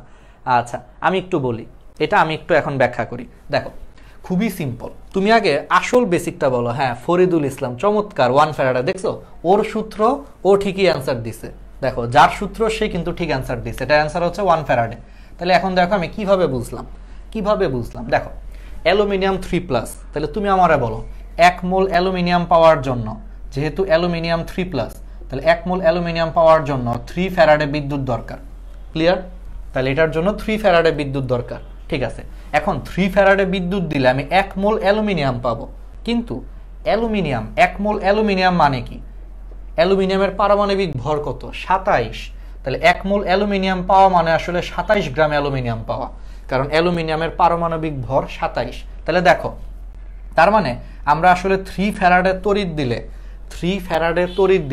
27 গ্রাম অ্যালুমিনিয়াম পাই, কিন্তু প্রশ্নে বলছে 9 গ্রাম অ্যালুমিনিয়াম পাওয়ার জন্য কত ফ্যারাডে দিতে হবে। তাহলে দেখো 27 গ্রাম পাওয়ার জন্য তুমি 3 দিবা, তাহলে 9 গ্রাম পাওয়ার জন্য কত দিবা? 1 ফ্যারাডে দিবা না? কারণ খেয়াল করো 27 গ্রাম আর 9 গ্রাম, 27 গ্রামের কিন্তু 3 ভাগের 1 ভাগ হচ্ছে 9 গ্রাম, তাহলে 27 গ্রামের জন্য তুমি যদি 3 ফ্যারাডে দাও, তাহলে এটার 9 গ্রামের জন্য কত দিবা? 1 ফ্যারাডেই তো দিবা। হিসাব করো, বা ঐকিক নিয়মও করতে পারো, যারা একটু অঙ্কে কাঁচা, ঐকিক নিয়ম করো যে 27 গ্রামের জন্য 3 ফ্যারাডে, তাহলে 1 এর জন্য হয়েছে ভাইয়া কি বলে 3/27, তাহলে 9 গ্রামের জন্য, এখানে 9 গ্রাম বলছে প্রশ্নে, তাহলে এটার জন্য 9 দিয়ে গুণ, দেখো 1 ফ্যারাডে। এইচএসসি ক্যান্ডিডেট সবার আগে অ্যান্সার দিছো, আচ্ছা তুমি তো দিবাই, কারণ তুমিও পারবা, কারণ তুমি এইচএসসি ক্যান্ডিডেট, তো অবশ্যই তোমার পারতে হবে, তাই না? কারণ এইগুলা না পাইরা তুমি কেন এইচএসসি দিবা? এই জন্য অবশ্যই এইচএসসি ক্যান্ডিডেট পারবে আর কি, ঠিক আছে? অবশ্যই এখানে 2টা মানুষ পারবে, একটা হলো এইচএসসি ক্যান্ডিডেট, কারণ এইচএসসির পোলাপাইন এগুলা পারা উচিত, আর সেকেন্ডটা হলো অবশ্যই ফরিদ পারবে, কারণ ফরিদের দেওয়া সূত্র, তাহলে ও না পারলে কে পারবে, তাই না? যদি এটা আজকে রাহাতের দেওয়া সূত্র হইতো রাহাত পারতো, যদি এটা আজকে মনে করো যে কি বলে সাদিয়ার দেওয়া সূত্র হইতো সাদিয়া পারতো। ওকে, তাহলে বুঝছো? আমি আরেকবার একটু জাস্ট বলি, যদি কারো প্রবলেম থাকে আরেকবার শুনো। দেখো অ্যালুমিনিয়াম 3+, তাহলে তো বুঝতেই পারছো যে 1 মোল অ্যালুমিনিয়ামের জন্য 3 ফ্যারাডে তড়িৎ দরকার, এইটুকু ক্লিয়ার? আবার 1 মোল অ্যালুমিনিয়াম মানে কত গ্রাম অ্যালুমিনিয়াম? একটু মনে করে দেখো, অ্যালুমিনিয়ামের পারমাণবিক ভর 27, তার মানে 27 গ্রাম অ্যালুমিনিয়াম, তার মানে 27 গ্রাম অ্যালুমিনিয়াম পাওয়ার জন্য তুমি আসলে 3 ফ্যারাডে তড়িৎ দিচ্ছ, 3 ফ্যারাডে দিচ্ছ 27-এর জন্য। তাইলে তুমি বুঝতেই পারতেছো যে তাহলে প্রশ্নে বলছে 9 গ্রামের জন্য কত ফ্যারাডে লাগবে, তাহলে 27-এর জন্য যদি 3 ফ্যারাডে লাগে, তুমি দেখবে যে 9 এর জন্য লাগবে হলো 1 ফ্যারাডে, ব্যাস, তাহলে অ্যান্সার হচ্ছে 1 ফ্যারাডে। ট্রিকি প্রশ্ন কিন্তু, দেখছো ট্রিকি প্রশ্ন, বাট আমরা পারবো। ঢাকা বোর্ডে আসছে, আচ্ছা ঢাকা বোর্ডটা খুব সহজ প্রশ্ন আসছে, ঢাকা বোর্ড সারা জীবনে সহজ প্রশ্ন করে, বলছে 27 গ্রাম অ্যালুমিনিয়াম পাওয়ার জন্য, ক্যাথোডে 27 গ্রাম অ্যালুমিনিয়াম পাওয়ার জন্য কি পরিমাণ বিদ্যুৎ লাগবে? দেখছো ঢাকা বোর্ড হচ্ছে দুনিয়ার সবচেয়ে সহজ প্রশ্ন করছে, একবারে মুখে মুখে প্রশ্ন, বলছে 27 গ্রাম অ্যালুমিনিয়াম পাওয়ার জন্য বা 27 গ্রাম অ্যালুমিনিয়াম উৎপাদনের জন্য। এটা দুঃখজনক, এটা আমাদের সময় আসছিল আসলে, ঢাকা বোর্ড 16, আমি 16-র ব্যাচ, আমাদের সময় আসলে আসছিল, সরি না কঠিন প্রশ্ন আসছে, সরি কঠিন প্রশ্ন আসছে, সহজ আসে নাই, কঠিন আসছে, কারণ আমি পরীক্ষা দিচ্ছি না, আমাদের সময় সব কঠিন, ঠিক আছে? এটা আমি ভুল বলে ফেলছি। আচ্ছা তাহলে 27 গ্রাম অ্যালুমিনিয়াম উৎপাদনের জন্য কত ফ্যারাডে তড়িৎ দরকার? এটা আমাদের ঢাকা বোর্ড 16-র প্রশ্ন, অনেক কঠিন একটা প্রশ্ন। তাহলে অ্যান্সারটা কি হবে? 27 গ্রাম অ্যালুমিনিয়াম মানে কত মোল অ্যালুমিনিয়াম বলো তো? 27 গ্রাম অ্যালুমিনিয়াম মানে হইল 1 মোল অ্যালুমিনিয়াম, তাহলে 1 মোল অ্যালুমিনিয়ামের জন্য কত ফ্যারাডে লাগবে? তুমি ভালো মতোই জানো অ্যালুমিনিয়াম 3+, তো তুমি বুঝতেই পারতেছো 3 ফ্যারাডে যদি বেসিক দিয়ে অ্যাপ্লাই করো। ঠিক আছে, অনেক কঠিন একটা প্রশ্ন, কারণ নিজের প্রশ্ন সবসময় কঠিন, এটা মনে রাখবা। তোমার যদি মেডিকেল ভর্তি পরীক্ষা বা এইচএসসি পরীক্ষায় যদি 1+1 করতে দেয়, তাও বলবা যে এটা কঠিন, এটাই নিয়ম আর কি। দেখবা পরীক্ষার হলে পরীক্ষা দিলে না সহজ প্রশ্নটাও কঠিন লাগে, ভয় লাগে, আসলে ভিতরে ভিতরে একটু খালি লাগে, বাট পারবা, সাহস রাখতে হবে। একটু প্রথম 5 মিনিট একটু কঠিন যায়। তোমাদেরকে আজকে আমি আমার একটা সিক্রেট শেয়ার করি, 1 মিনিট, হ্যাঁ, ছোট্ট সিক্রেট। পরীক্ষার হলে দুনিয়ার সবচেয়ে সহজ প্রশ্নও তোমার কাছে কঠিন লাগবে, কিন্তু তুমি প্রথম 5টা মিনিটই খালি কঠিন লাগবে। তুমি প্রথম 5টা মিনিট যদি সারভাইভ করতে পারো, একটু যদি ঠান্ডা মাথায় যদি প্রশ্নগুলো 2-3 বার পড়তে পারো, দেখবা 5-7 মিনিট পরে তোমার সেই প্রশ্নটা এখন আর এত কঠিন লাগতেছে না। তোমার মাথার মধ্যে আইডিয়া চলে আসছে যে হ্যাঁ, এমনে এমনে করলে মনে হয় এটা চলে আসতে পারে। আমার কথাটা কি বুঝছো? পরীক্ষার হলে প্রথম 5-7 মিনিটের জন্য মাথা ঠান্ডা রাখা সবচেয়ে জরুরি, তাহলে দেখবা মাথা তোমার কাজ করবে। ঠিক আছে, এটা মাথায় রাখবে অলওয়েজ। ওকে, তাহলে আমরা এগুলা পারবো। এবার আসো আমরা একটা ছোট্ট বেসিক পরে, আমাদের অর্ধেক বেসিক শিখানো শেষ। অর্ধেকের মধ্যে যা পারার কথা আল্লাহর রহমতে আমি সবই দেখায় দিছি, আর সব পারবা তোমরা। এগুলো সবই কিন্তু অবজেক্টিভ, আসার মতো অবজেক্টিভ। এখন আসো একটু এক্সট্রা অবজেক্টিভ, মানে এক্সট্রা আরো 2-1টা অবজেক্টিভ আসছে বোর্ডে, সেগুলো পারার জন্য এখন নতুন 2-3টা বেসিক শিখতে হবে। সেই নতুন 2-3টা বেসিক কি? সূত্রটা হচ্ছে W = একটু আগে আমি প্রমাণ করে আসছি, ZIT, জিট, W = জিট। এখন এই জিটের বদলে, এখন আমি এখানে 2টা জিনিস লিখতে পারি। জিট = M/NF/IT। জিট কত? জিট হচ্ছে M/NF/IT। এটা হলো তোমার জিট। তাহলে খেয়াল করো একটু, তাহলে W = ZIT জিট, আবার Z হলো তোমার M/NF/IT। আচ্ছা, এখন এই M/NF এর পরিচয় কি, এটা একটু তোমার কাজে লাগবে। এখানে N হচ্ছে আদান প্রদানকৃত ইলেকট্রনের সংখ্যা। একটু দেখো, এখানে 2-3টা অবজেক্টিভে কাজে লাগবে। এখানে N হচ্ছে আদান প্রদানকৃত ইলেকট্রন সংখ্যা, আর M কি? একবারে সহজভাবে তুমি মনে রাখো, M হচ্ছে এখানে পারমাণবিক সংখ্যা। তোমার এখানে পারমাণবিক সংখ্যাই দিবে, তোমার এখানে অবজেক্টিভ আর কিছু দিবে না। M হচ্ছে তোমার পারমাণবিক সংখ্যা। 2-1টা এক্সেপশন আছে, এক্সেপশন লাগবে না, এটা এইচএসসি লেভেলে দরকার নাই। তাহলে M হচ্ছে পারমাণবিক সংখ্যা, N হচ্ছে তোমার আদান প্রদানকৃত ইলেকট্রন সংখ্যা, সরি এই যে Nটা, শুধু Nটা, আর F হচ্ছে ওই যে ফরিদের মানে ফ্যারাডে। আচ্ছা, ওরে কেউ মানে ফরিদ মাইন্ড করো না, ঠিক আছে? এখানে তোমরাকে আমরা ফেমাস বানায় দিছি আর কি, মাইন্ড করো না, এটা জাস্ট ফান করা। দিন শেষে এগুলাকে কেউই আমরা আসলভাবে না নিই।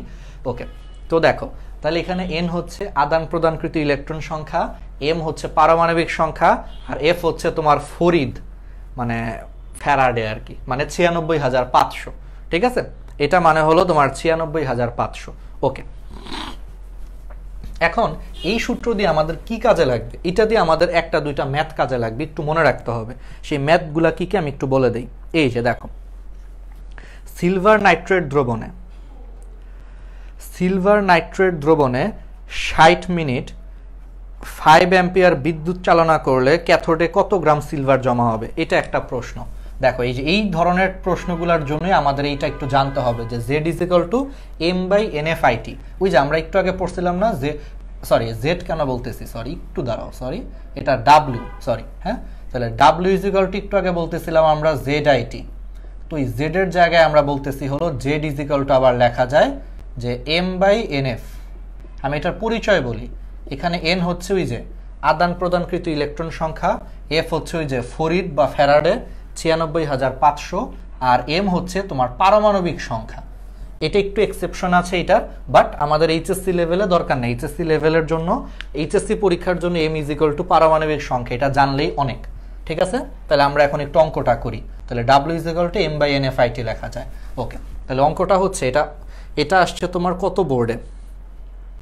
এটা আসছে সিলেট বোর্ড 2016 ব্যাচে। দেখো প্রশ্নটা কি বলছে, সিলভার নাইট্রেট দ্রবণে তোমার হলো 60 মিনিটে 5 অ্যাম্পিয়ার বিদ্যুৎ চালনা করা হয়। 60 মিনিটে 5 অ্যাম্পিয়ার তোমার হলো বিদ্যুৎ চালনা করা হয়, তাহলে ক্যাথোডে কত গ্রাম হলো তোমার সিলভার জমা হবে?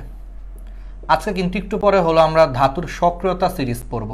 ক্যাথোডে কি পরিমাণ ক্যাথোডে হলো তোমার কি পরিমাণ হলো তোমার জমা হয়, ক্যাথোডে তোমার কি পরিমাণের হলো তোমার সিলভার জমা হয়। ওকে, শর্টকাট প্রশ্ন।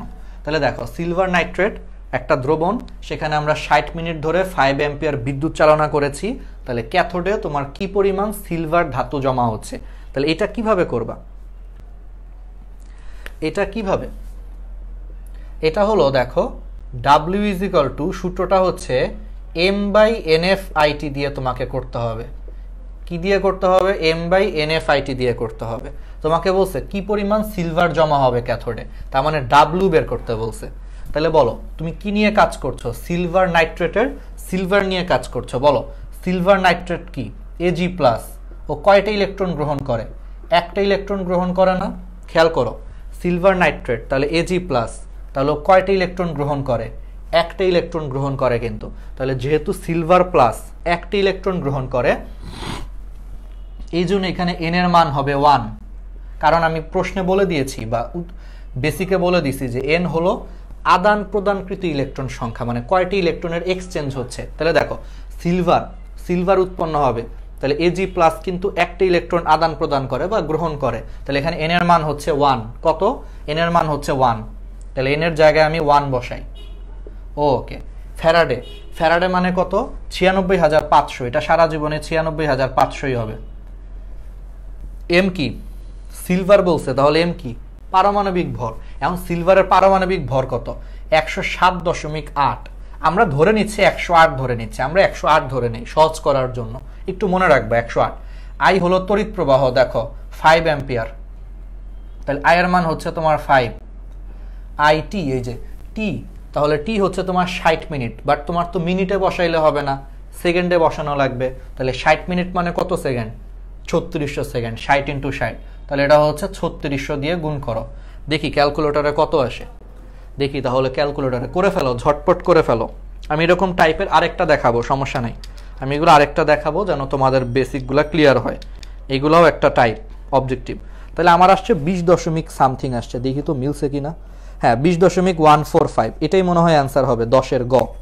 তারপর একটু দেখি হাজারি স্যারের বইয়ে কোনটা অ্যান্সার আছে, মাঝে মাঝে অ্যান্সার নাও মিলতে পারে, তাহলে বলতে পারবো যে বইয়েই ভুল আছে না। ঠিক আছে, 10-এর গ, এটা হলো 20.145। এই যে আমার আসছে আর কি। ঠিক আছে, ওকে।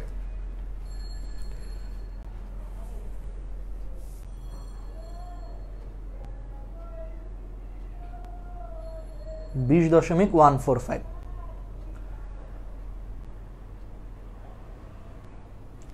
ওকে, তোমরা কি সব দেখতে পাচ্ছ? কোনো প্রবলেম হচ্ছে কারো? 20.145, হ্যাঁ চমৎকার, সবাই অ্যান্সার দিচ্ছ। হ্যাঁ 20.145। ওকে, তাহলে কি বুঝতে পারছো? আমি এরকম টাইপের আরেকটা দেখাই। আচ্ছা, আরেকটা দেখাই এরকম, এটা সিলেট বোর্ডের প্রশ্ন দেখালাম। তাহলে সূত্র হচ্ছে W = M/NF/IT। M হলো পারমাণবিক সংখ্যা, N হলো আদান প্রদানকৃত ইলেকট্রন সংখ্যা, F হচ্ছে 96,500, আর বাকিগুলো তো জানোই। তাহলে আসো আমরা আরেকটা সূত্র দেখাই, মানে আরেকটা ম্যাথ দেখাই। দেখো এরকম আরেকটা ম্যাথ আসছে কুমিল্লা বোর্ড 2016 সালে। দেখো, কপার সালফেট দ্রবণে 5000 মিলিঅ্যাম্পিয়ার বিদ্যুৎ 1 ঘন্টা চালনা করলে তোমার ক্যাথোডে কি পরিমাণ কপার জমা হবে। তাহলে কপার সালফেট দ্রবণে তোমার হলো 5000 মিলিঅ্যাম্পিয়ার বিদ্যুৎ 1 ঘন্টা চালনা করলে ক্যাথোডে কি পরিমাণ কপার জমা হবে। তাহলে তোমার এখানে কপার সালফেট আছে, এই কপার সালফেট দ্রবণে তুমি 5000 মিলিঅ্যাম্পিয়ার বিদ্যুৎ চালনা করছো 1 ঘন্টা ধরে। 1 ঘন্টা ধরে তুমি 5000 মিলিঅ্যাম্পিয়ার বিদ্যুৎ চালনা করছো, তাহলে কি পরিমাণ তোমার কপার উৎপন্ন হবে। তাহলে কপারের পরিমাণ বের করতে বলছে, তাহলে বুঝতেই পারছো যে W বের করতে বলছে। আচ্ছা, তুমি বুঝবা কেমনে যে এটা হলো এই সূত্র? এই সূত্র বুঝবা কিভাবে? এই সূত্রে সবসময় দেখবা যে তোমার পদার্থের পরিমাণ বের করতে বলবে, যে আমি একটা দ্রবণে এত অ্যাম্পিয়ার বিদ্যুৎ এত ঘন্টা ধরে চালাইছি, তাহলে আমার এখানে কি পরিমাণ পদার্থ উৎপন্ন হবে, মানে W বের করতে বলবে। তাহলে এই জিনিসটা বের করতে বললে সবসময় এই যে এই সূত্র M/NF/IT। ঠিক আছে, মনে থাকবে। আচ্ছা, এখন আসো ফার্স্ট আগে দেখে নেই। তাহলে এটা কি বলছে? কপার। তাহলে কপার সালফেট, তাহলে কপার সালফেটে কপার থাকে তাহলে Cu2+।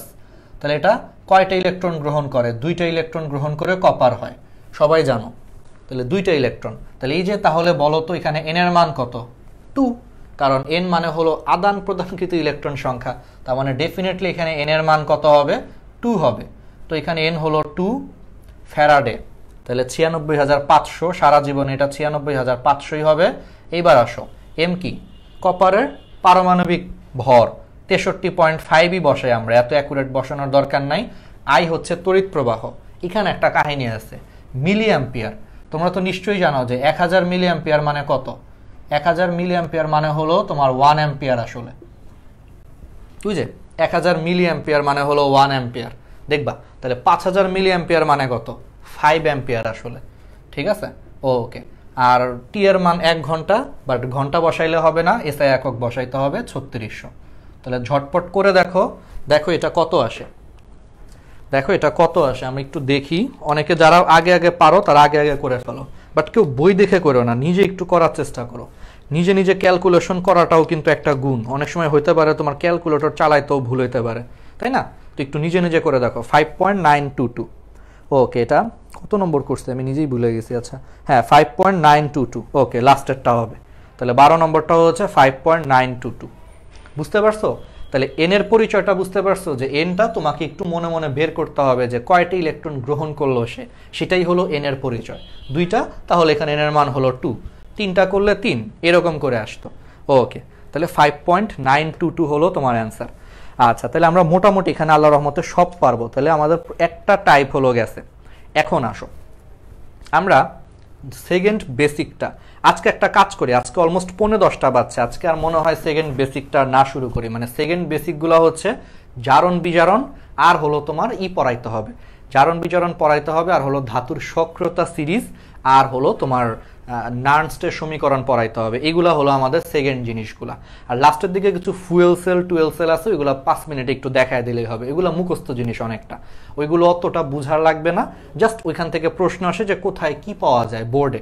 আর আমি আবার বলে দিই, আমি কিন্তু এইচএসসিতে প্লাস পাওয়ার জন্য বলতেছি, অ্যাডমিশন হইলে আরেকটু ডিটেলস পড়াইতাম, অ্যাডমিশনের জন্য কিন্তু পড়াচ্ছি না, ঠিক আছে? একটু মনে রাখবা। এই জন্য অনেকে যদি কেউ এখন আমার একটা বুয়েটের প্রশ্ন দিয়ে বলো ভাইয়া এটা সলভ করে দেন, আমি করাইতে পারবো, কিন্তু এটা তোমাদের আলটিমেটলি কাজে লাগবে না এখন, ঠিক আছে? এই জন্য জাস্ট A+ পাওয়ার জন্য একবারে সহজ কথা, যতটুকু দরকার। ওকে, তাহলে আজকে কি আর যাব নতুন বেসিকে যাব? কারণ আমার কাছে মনে হয় যে আবার 2 ঘন্টার বেশি ক্লাস নিলে আসলে মনোযোগ ধরে রাখা যায় না। 3 ঘন্টা আমি নিতে পারি, আমি সারাদিন ক্লাস নিয়ে অভ্যস্ত। আর আমরা যে এখন ফাইনাল ইয়ার, আমি তো ডিএমসিতে ফাইনাল ইয়ারে, আমরা হাসপাতালেও 3 ঘন্টা দাঁড়ায় হলো আমরা রোগীর বেডের পাশে বসে বসে পড়ালেখা করি আর কি। মানে 3 ঘন্টা দাঁড়ায় দাঁড়ায় রোগীর বেডের পাশে আমরা হলো পড়ালেখা করতে থাকি। তো আমার মনে হয় যে আমরা অভ্যস্ত, মানে আমি দাঁড়ায় অনেক অভ্যস্ত। আমার পক্ষে 3 ঘন্টা কেন, 4-5 ঘন্টা 6-7 ঘন্টা দাঁড়ানো সমস্যা না, কারণ আমরা অভ্যস্ত। আসলে গত 5 বছর ধরে দাঁড়ায় দাঁড়ায় অভ্যাস হয়ে গেছে। কিন্তু তোমরা কি পারবে? তোমরা যদি পারো আমি অবশ্যই দেখাবো, কিন্তু হ্যাঁ এখন আবার শুরু করলে একটু দেরি হয়ে যাবে। আমি একটা কাজ করি, আমি একটু হালকা পাতলা কিছু বলি, ধাতুর সক্রিয়তা সিরিজটা শুধু একটু পড়ায় দিই। ধাতুর সক্রিয়তা সিরিজটা আমি হলো জাস্ট একটা ছন্দ দিয়ে দিই, একটা ছন্দ, ঠিক আছে? একটু দেখায় দিই ধাতুর সক্রিয়তা সিরিজটা। আর জারণ বিজারণের বেসিকটা কালকে থাকুক, কারণ এটা কালকে লাগবে আসলে। ধাতুর সক্রিয়তা সিরিজ এটা বেসিক না, এটা জাস্ট মনে রাখা। তোমরা তো জানোই যে ধাতুর সক্রিয়তা সিরিজ। আচ্ছা বলো তো, ধাতুর সক্রিয়তা সিরিজের কাহিনীটা কি? আমরা জাস্ট আজকে খালি মনে রাখাবো, আজকে কিচ্ছু পড়াবো না। আজকে খালি ধাতুর সক্রিয়তা সিরিজটা আমরা একটু ছন্দ দিয়ে মনে রাখানোর টেকনিক শেখাবো। কালকে এগুলোর বেসিক ক্লিয়ার করব, কারণ কালকে আমরা জারণ বিজারণের কিছু বেসিক আছে এই চ্যাপ্টারে।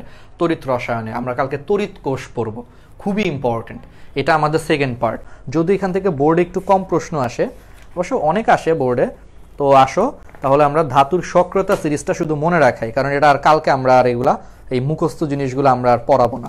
আমি তোমাদের জন্য একটা ছন্দ লিখে রাখছি, কিন্তু এই ছন্দটা আমি নিজেই মাঝে মাঝে ভুলে যাই। এটা হলো হাজারি স্যারের বই থেকে আমি একটা ছন্দ বানাইছি, ঠিক আছে? লিকে বাড়িকে নাতে ম্যাকগাইভার এলো ম্যানিলাতে। তাহলে দেখো ছন্দটা হচ্ছে, এটা হলো ধাতুর সক্রিয়তা সিরিজ, সিরিয়ালি মনে রাখার জন্য ধাতুর সক্রিয়তা সিরিজ। এটা একটু মাঝে মাঝে অবজেক্টিভের জন্য কাজে লাগতে পারে, একটু অবজেক্টিভের জন্য, 1-2টা অবজেক্টিভ আসে এখান থেকে। তাহলে ধাতুর সক্রিয়তা সিরিজটাকে আমরা কাজে লাগানোর জন্য আমরা বলতে পারি লিকে বাড়িকে নাতে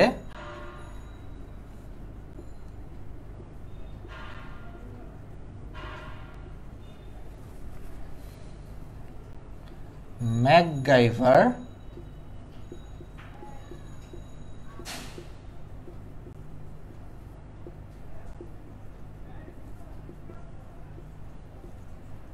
এলো ফিরে ম্যানিলাতে। এটা জাস্ট মনে রাখার জন্য, কেউ যদি এমনি মনে রাখতে পারো তাহলে তো হইলই। তাহলে লিকে বাড়ি কিনাতে ম্যাকগাইভার এলো ম্যানিলাতে। আচ্ছা, এলো দিয়েই লেখো, ফিরেতে আসলে আরেকটা ঝামেলা আছে, থাক। লিকে বাড়ি কেনাতে ম্যাকগাইভার এলো ম্যানিলাতে। তাইলে বলো লিতে কি? লিতে তাহলে কি হবে? লিতে হইল লিথিয়াম, কেতে হইল কে মানে পটাশিয়াম,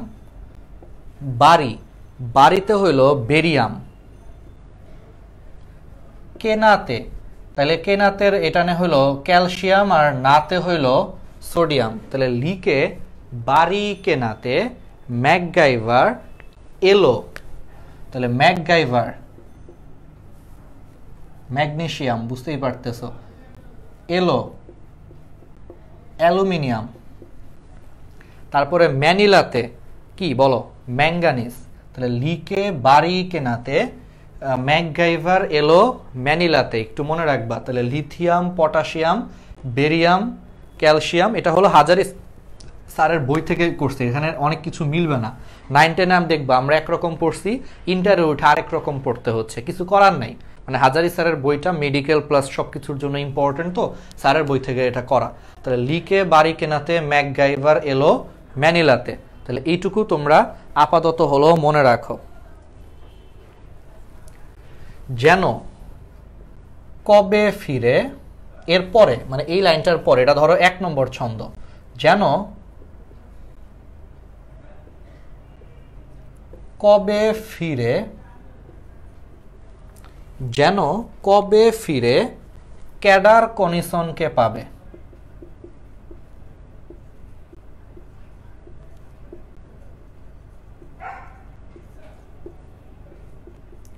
জাস্ট মনে রাখার জন্য, ঠিক আছে? তাহলে লিকে বাড়ি কেনাতে ম্যাকগাইভার এলো ম্যানিলাতে, যেন কবে ফিরে ক্যাডার কনিসনকে পাবে, যেন কবে ফিরে ক্যাডার কনিসনকে পাবে। যেনতে কি? যেনতে হলো জিঙ্ক, কবেতে হইল ক্রোমিয়াম, ফিরেতে হইল আয়রন, ক্যাডারে হইল ক্যাডমিয়াম, কনিসন, কনিসনে হইল কোবাল্ট, কনিসনের কতে কোবাল্ট, নিতে হইল নিকেল, আর সনে হইল এসেন বা টিন, ঠিক আছে? আর পাবেতে হইল লেড, পিবি। তাহলে খেয়াল করো, একটু জাস্ট পড়ানোর জন্য, যে যেন কবে ফিরে ক্যাডার কনিসনকে পাবে। তাহলে যেনতে হলো জিঙ্ক, কবেতে হলো ক্রোমিয়াম, ফিরেতে হলো তোমার আয়রন, ক্যাডারে হলো ক্যাডমিয়াম, কনিসনে হলো 3টা জিনিস দেখো। কনিসনের কতে হলো কোবাল্ট, নতে হইলো তোমার নিকেল, আর সনে হইলো তোমার টিন বা এসেন, ঠিক আছে? আচ্ছা, তাহলে এইটুকু আশা করি বুঝতে পারছো। তাহলে যেন কবে ফিরে ক্যাডার কনিসনকে পাবে, পাবের পিবিতে হইল পিবি মানে লেড। আচ্ছা, তাহলে প্রথম পার্টটা মুছে দেই। তাহলে এগুলো সব সিরিয়াল, মানে এই সিরিয়ালে প্রথমগুলো সবার উপরে আছে, উপর থেকে নিচে আসতেছে, ঠিক আছে? এই সিরিয়ালে সবগুলো উপর থেকে নিচে আসতেছে। ওকে, সবাই একটু লিখে ফেলো। আর লাস্টেরটা হলো তোমার, তাহলে যেন কবে ফিরে ক্যাডার কনিসনকে, যেন কবে ফিরে ক্যাডার কনিসনকে পাবে। হায়,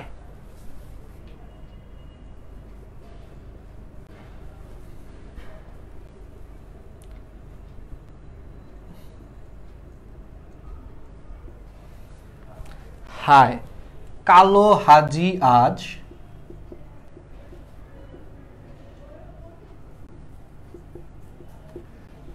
পিটাবে আমায়।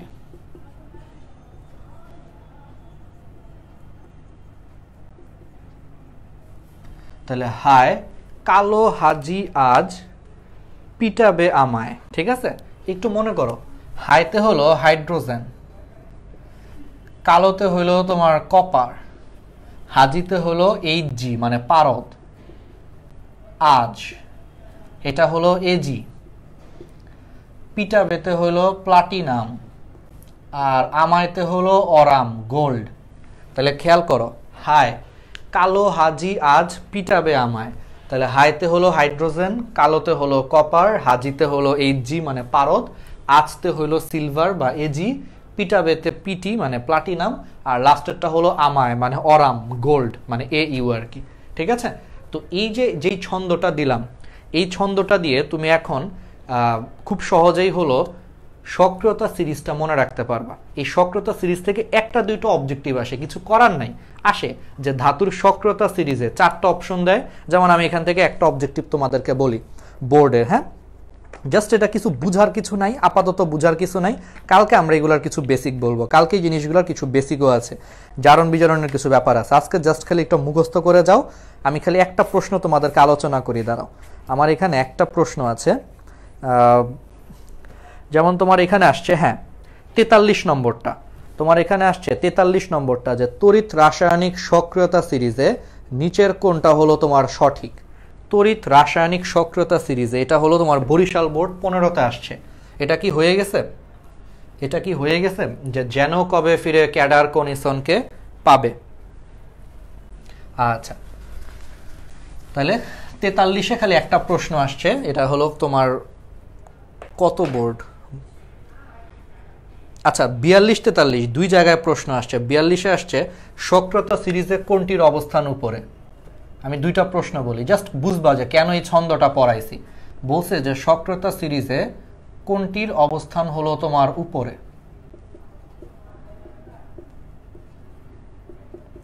সক্রিয়তা সিরিজে কোনটির অবস্থান উপরে?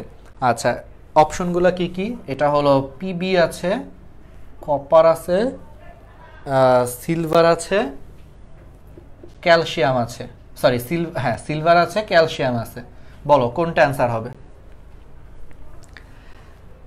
বলো 42। এটা হলো তোমার কত? এটা হলো চট্টগ্রাম বোর্ড 2017 যে সক্রিয়তা সিরিজে কোনটির অবস্থান উপরে। প্রথম পার্টটা লিখি নাই, জাস্ট দ্রুত লেখার জন্য, বুঝতেই পারছো একটু দ্রুত যাওয়া লাগবে। কোনটির অবস্থান উপরে, এটা হলো বোর্ড প্রশ্ন, আসতে পারে। বলো তাহলে এই 4টার মধ্যে কোনটা উপরে? বুঝছো, মানে বুঝতেই পারতেছে এগুলা পারার জন্য তোমার আসলে বুঝে তো লাভ নাই, তোমার মনে রাখতে হবে কোনটা আগে কোনটা পরে, তাই না? কিছু করার নাই তো। এই জন্য এই ছন্দ 3টা আর কি, ছন্দ 3টা হলো সিরিয়ালে আছে, একবার উপর থেকে নিচের দিকে। তো এটাই বলছে যে কোনটার অবস্থান উপরে, বুঝতেই পারতেছে এটা অবশ্যই ক্যালসিয়াম হবে। ঠিক আছে, ক্যালসিয়ামের অবস্থান উপরে, এটা হচ্ছে 42 নম্বরটা। আর 43 নম্বরে বলছে, মানে আমার বইয়ের 43-এ বলছে যে তড়িৎ রাসায়নিক সক্রিয়তা সিরিজে কোনটি সঠিক। কোনটি সঠিক বলছে, সক্রিয়তা সিরিজে কোনটি সঠিক। আমি একটু সংক্ষেপে লিখি যে কোনটি সঠিক। অপশনগুলো তোমাদেরকে বলি, অপশনগুলো দেওয়া আছে, তোমরাই অ্যান্সার করো। একটা দেওয়া আছে অ্যালুমিনিয়াম হলো তোমার নিকেলের থেকে উপরে, একটাই বলা আছে জিঙ্ক হলো তোমার ম্যাগনেসিয়ামের থেকে উপরে। সবাই একটু ছন্দটায় চোখ বুলাও, এটা তো জাস্ট পারার কিছু নাই, জাস্ট খালি ছন্দটা একটু চোখ বুলাও, দেখো কোনটা মিলে আর কি। এটা হলো সোডিয়ামের থেকে, আর কপার হলো তোমার টিনের থেকে। তাহলে একটু মিলাও সক্রিয়তা সিরিজ অনুযায়ী কোনটি সঠিক। 4টা অপশন আছে, জাস্ট তোমরা আমি মাত্র যে ছন্দটা লিখে দিলাম সেই ছন্দের সাথে মিলায় দেখো কোনগুলো হলো তোমার হয়ে যায়,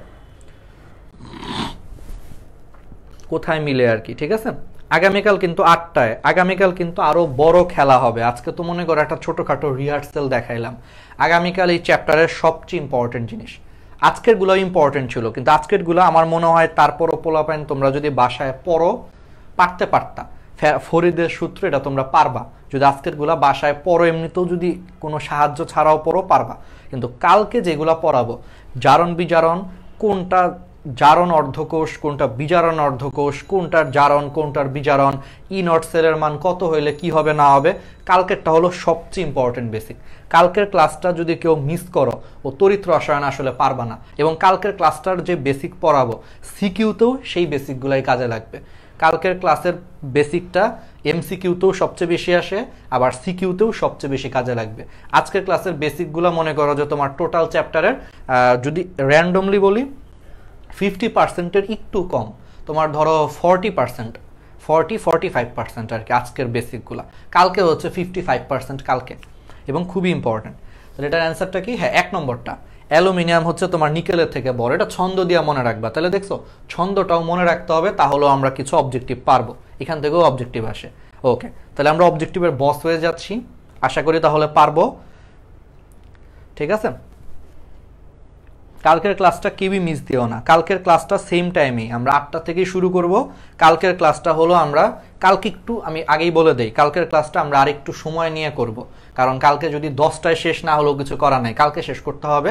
কালকে হয়তো তোমার 10টার একটু পরেও যেতে পারে। একটু প্রিপারেশন নিয়ে রাখো, মোবাইলে চার্জ টার্জ দিয়ে রাখো, ল্যাপটপে চার্জ টার্জ দিয়ে রাখো, আর হলো একটু ভাত টাত বলবা যে না আমার কালকে পড়া আছে, কালকে আমি হলো ভাত একাই খাবো, বাসার সবাই খেয়ে ফেললো, তুমি পরে খাও। কারণ চিন্তা করো না, আমিও তো খাই নাই, আমিও তো তোমাদের ক্লাস নিয়েই খাই, তাই না? তো কষ্ট করো, আমি যেহেতু কষ্ট করতে পারতেছি, তোমরা তো নিজেদের দরকার সবচেয়ে বেশি, তাই না এখানে? তো তোমরা অবশ্যই অবশ্যই হলো কালকে 8টার দিকে পেজে চলে আসবা। আমরা একটু পরে শুরু করবো আর কি, 8টা 5:10 থেকে আমরা শুরু করব, দেখবা ইনশাল্লাহ কালকে একেবারে ঝাঁকানাকা একটা ক্লাস হবে। তাহলে আজকে এখনই যাও না, কেউই আজকে হলো এখন যাও না। আজকে হলো আমরা আমাদের একটু রিভিউর প্রাইসটা দিই, ঠিক আছে? কারণ তোমাদের তো দেখানো উচিত যে আমরা হলো রিভিউ দিচ্ছি, সেই রিভিউর হলো তোমাদের প্রাইসটা আমরা একটু দেখাই। ওকে, তো তোমরা একটু ওয়েট করো, আমি হলো লটারির কাগজগুলো নিয়ে আসি, আজকে দেখি কার ভাগ্যে আছে, আমরা একটু দেখি। হ্যাঁ, এটা জাস্ট একটু ফান করার জন্য, একজন পুরস্কার তো দিতেই হবে, আমরা এই জন্য লটারি সিস্টেম করতেছি। তোমরা একটু ওয়েট করো, আমি 1টা মিনিট জাস্ট নিয়ে আসতেছি।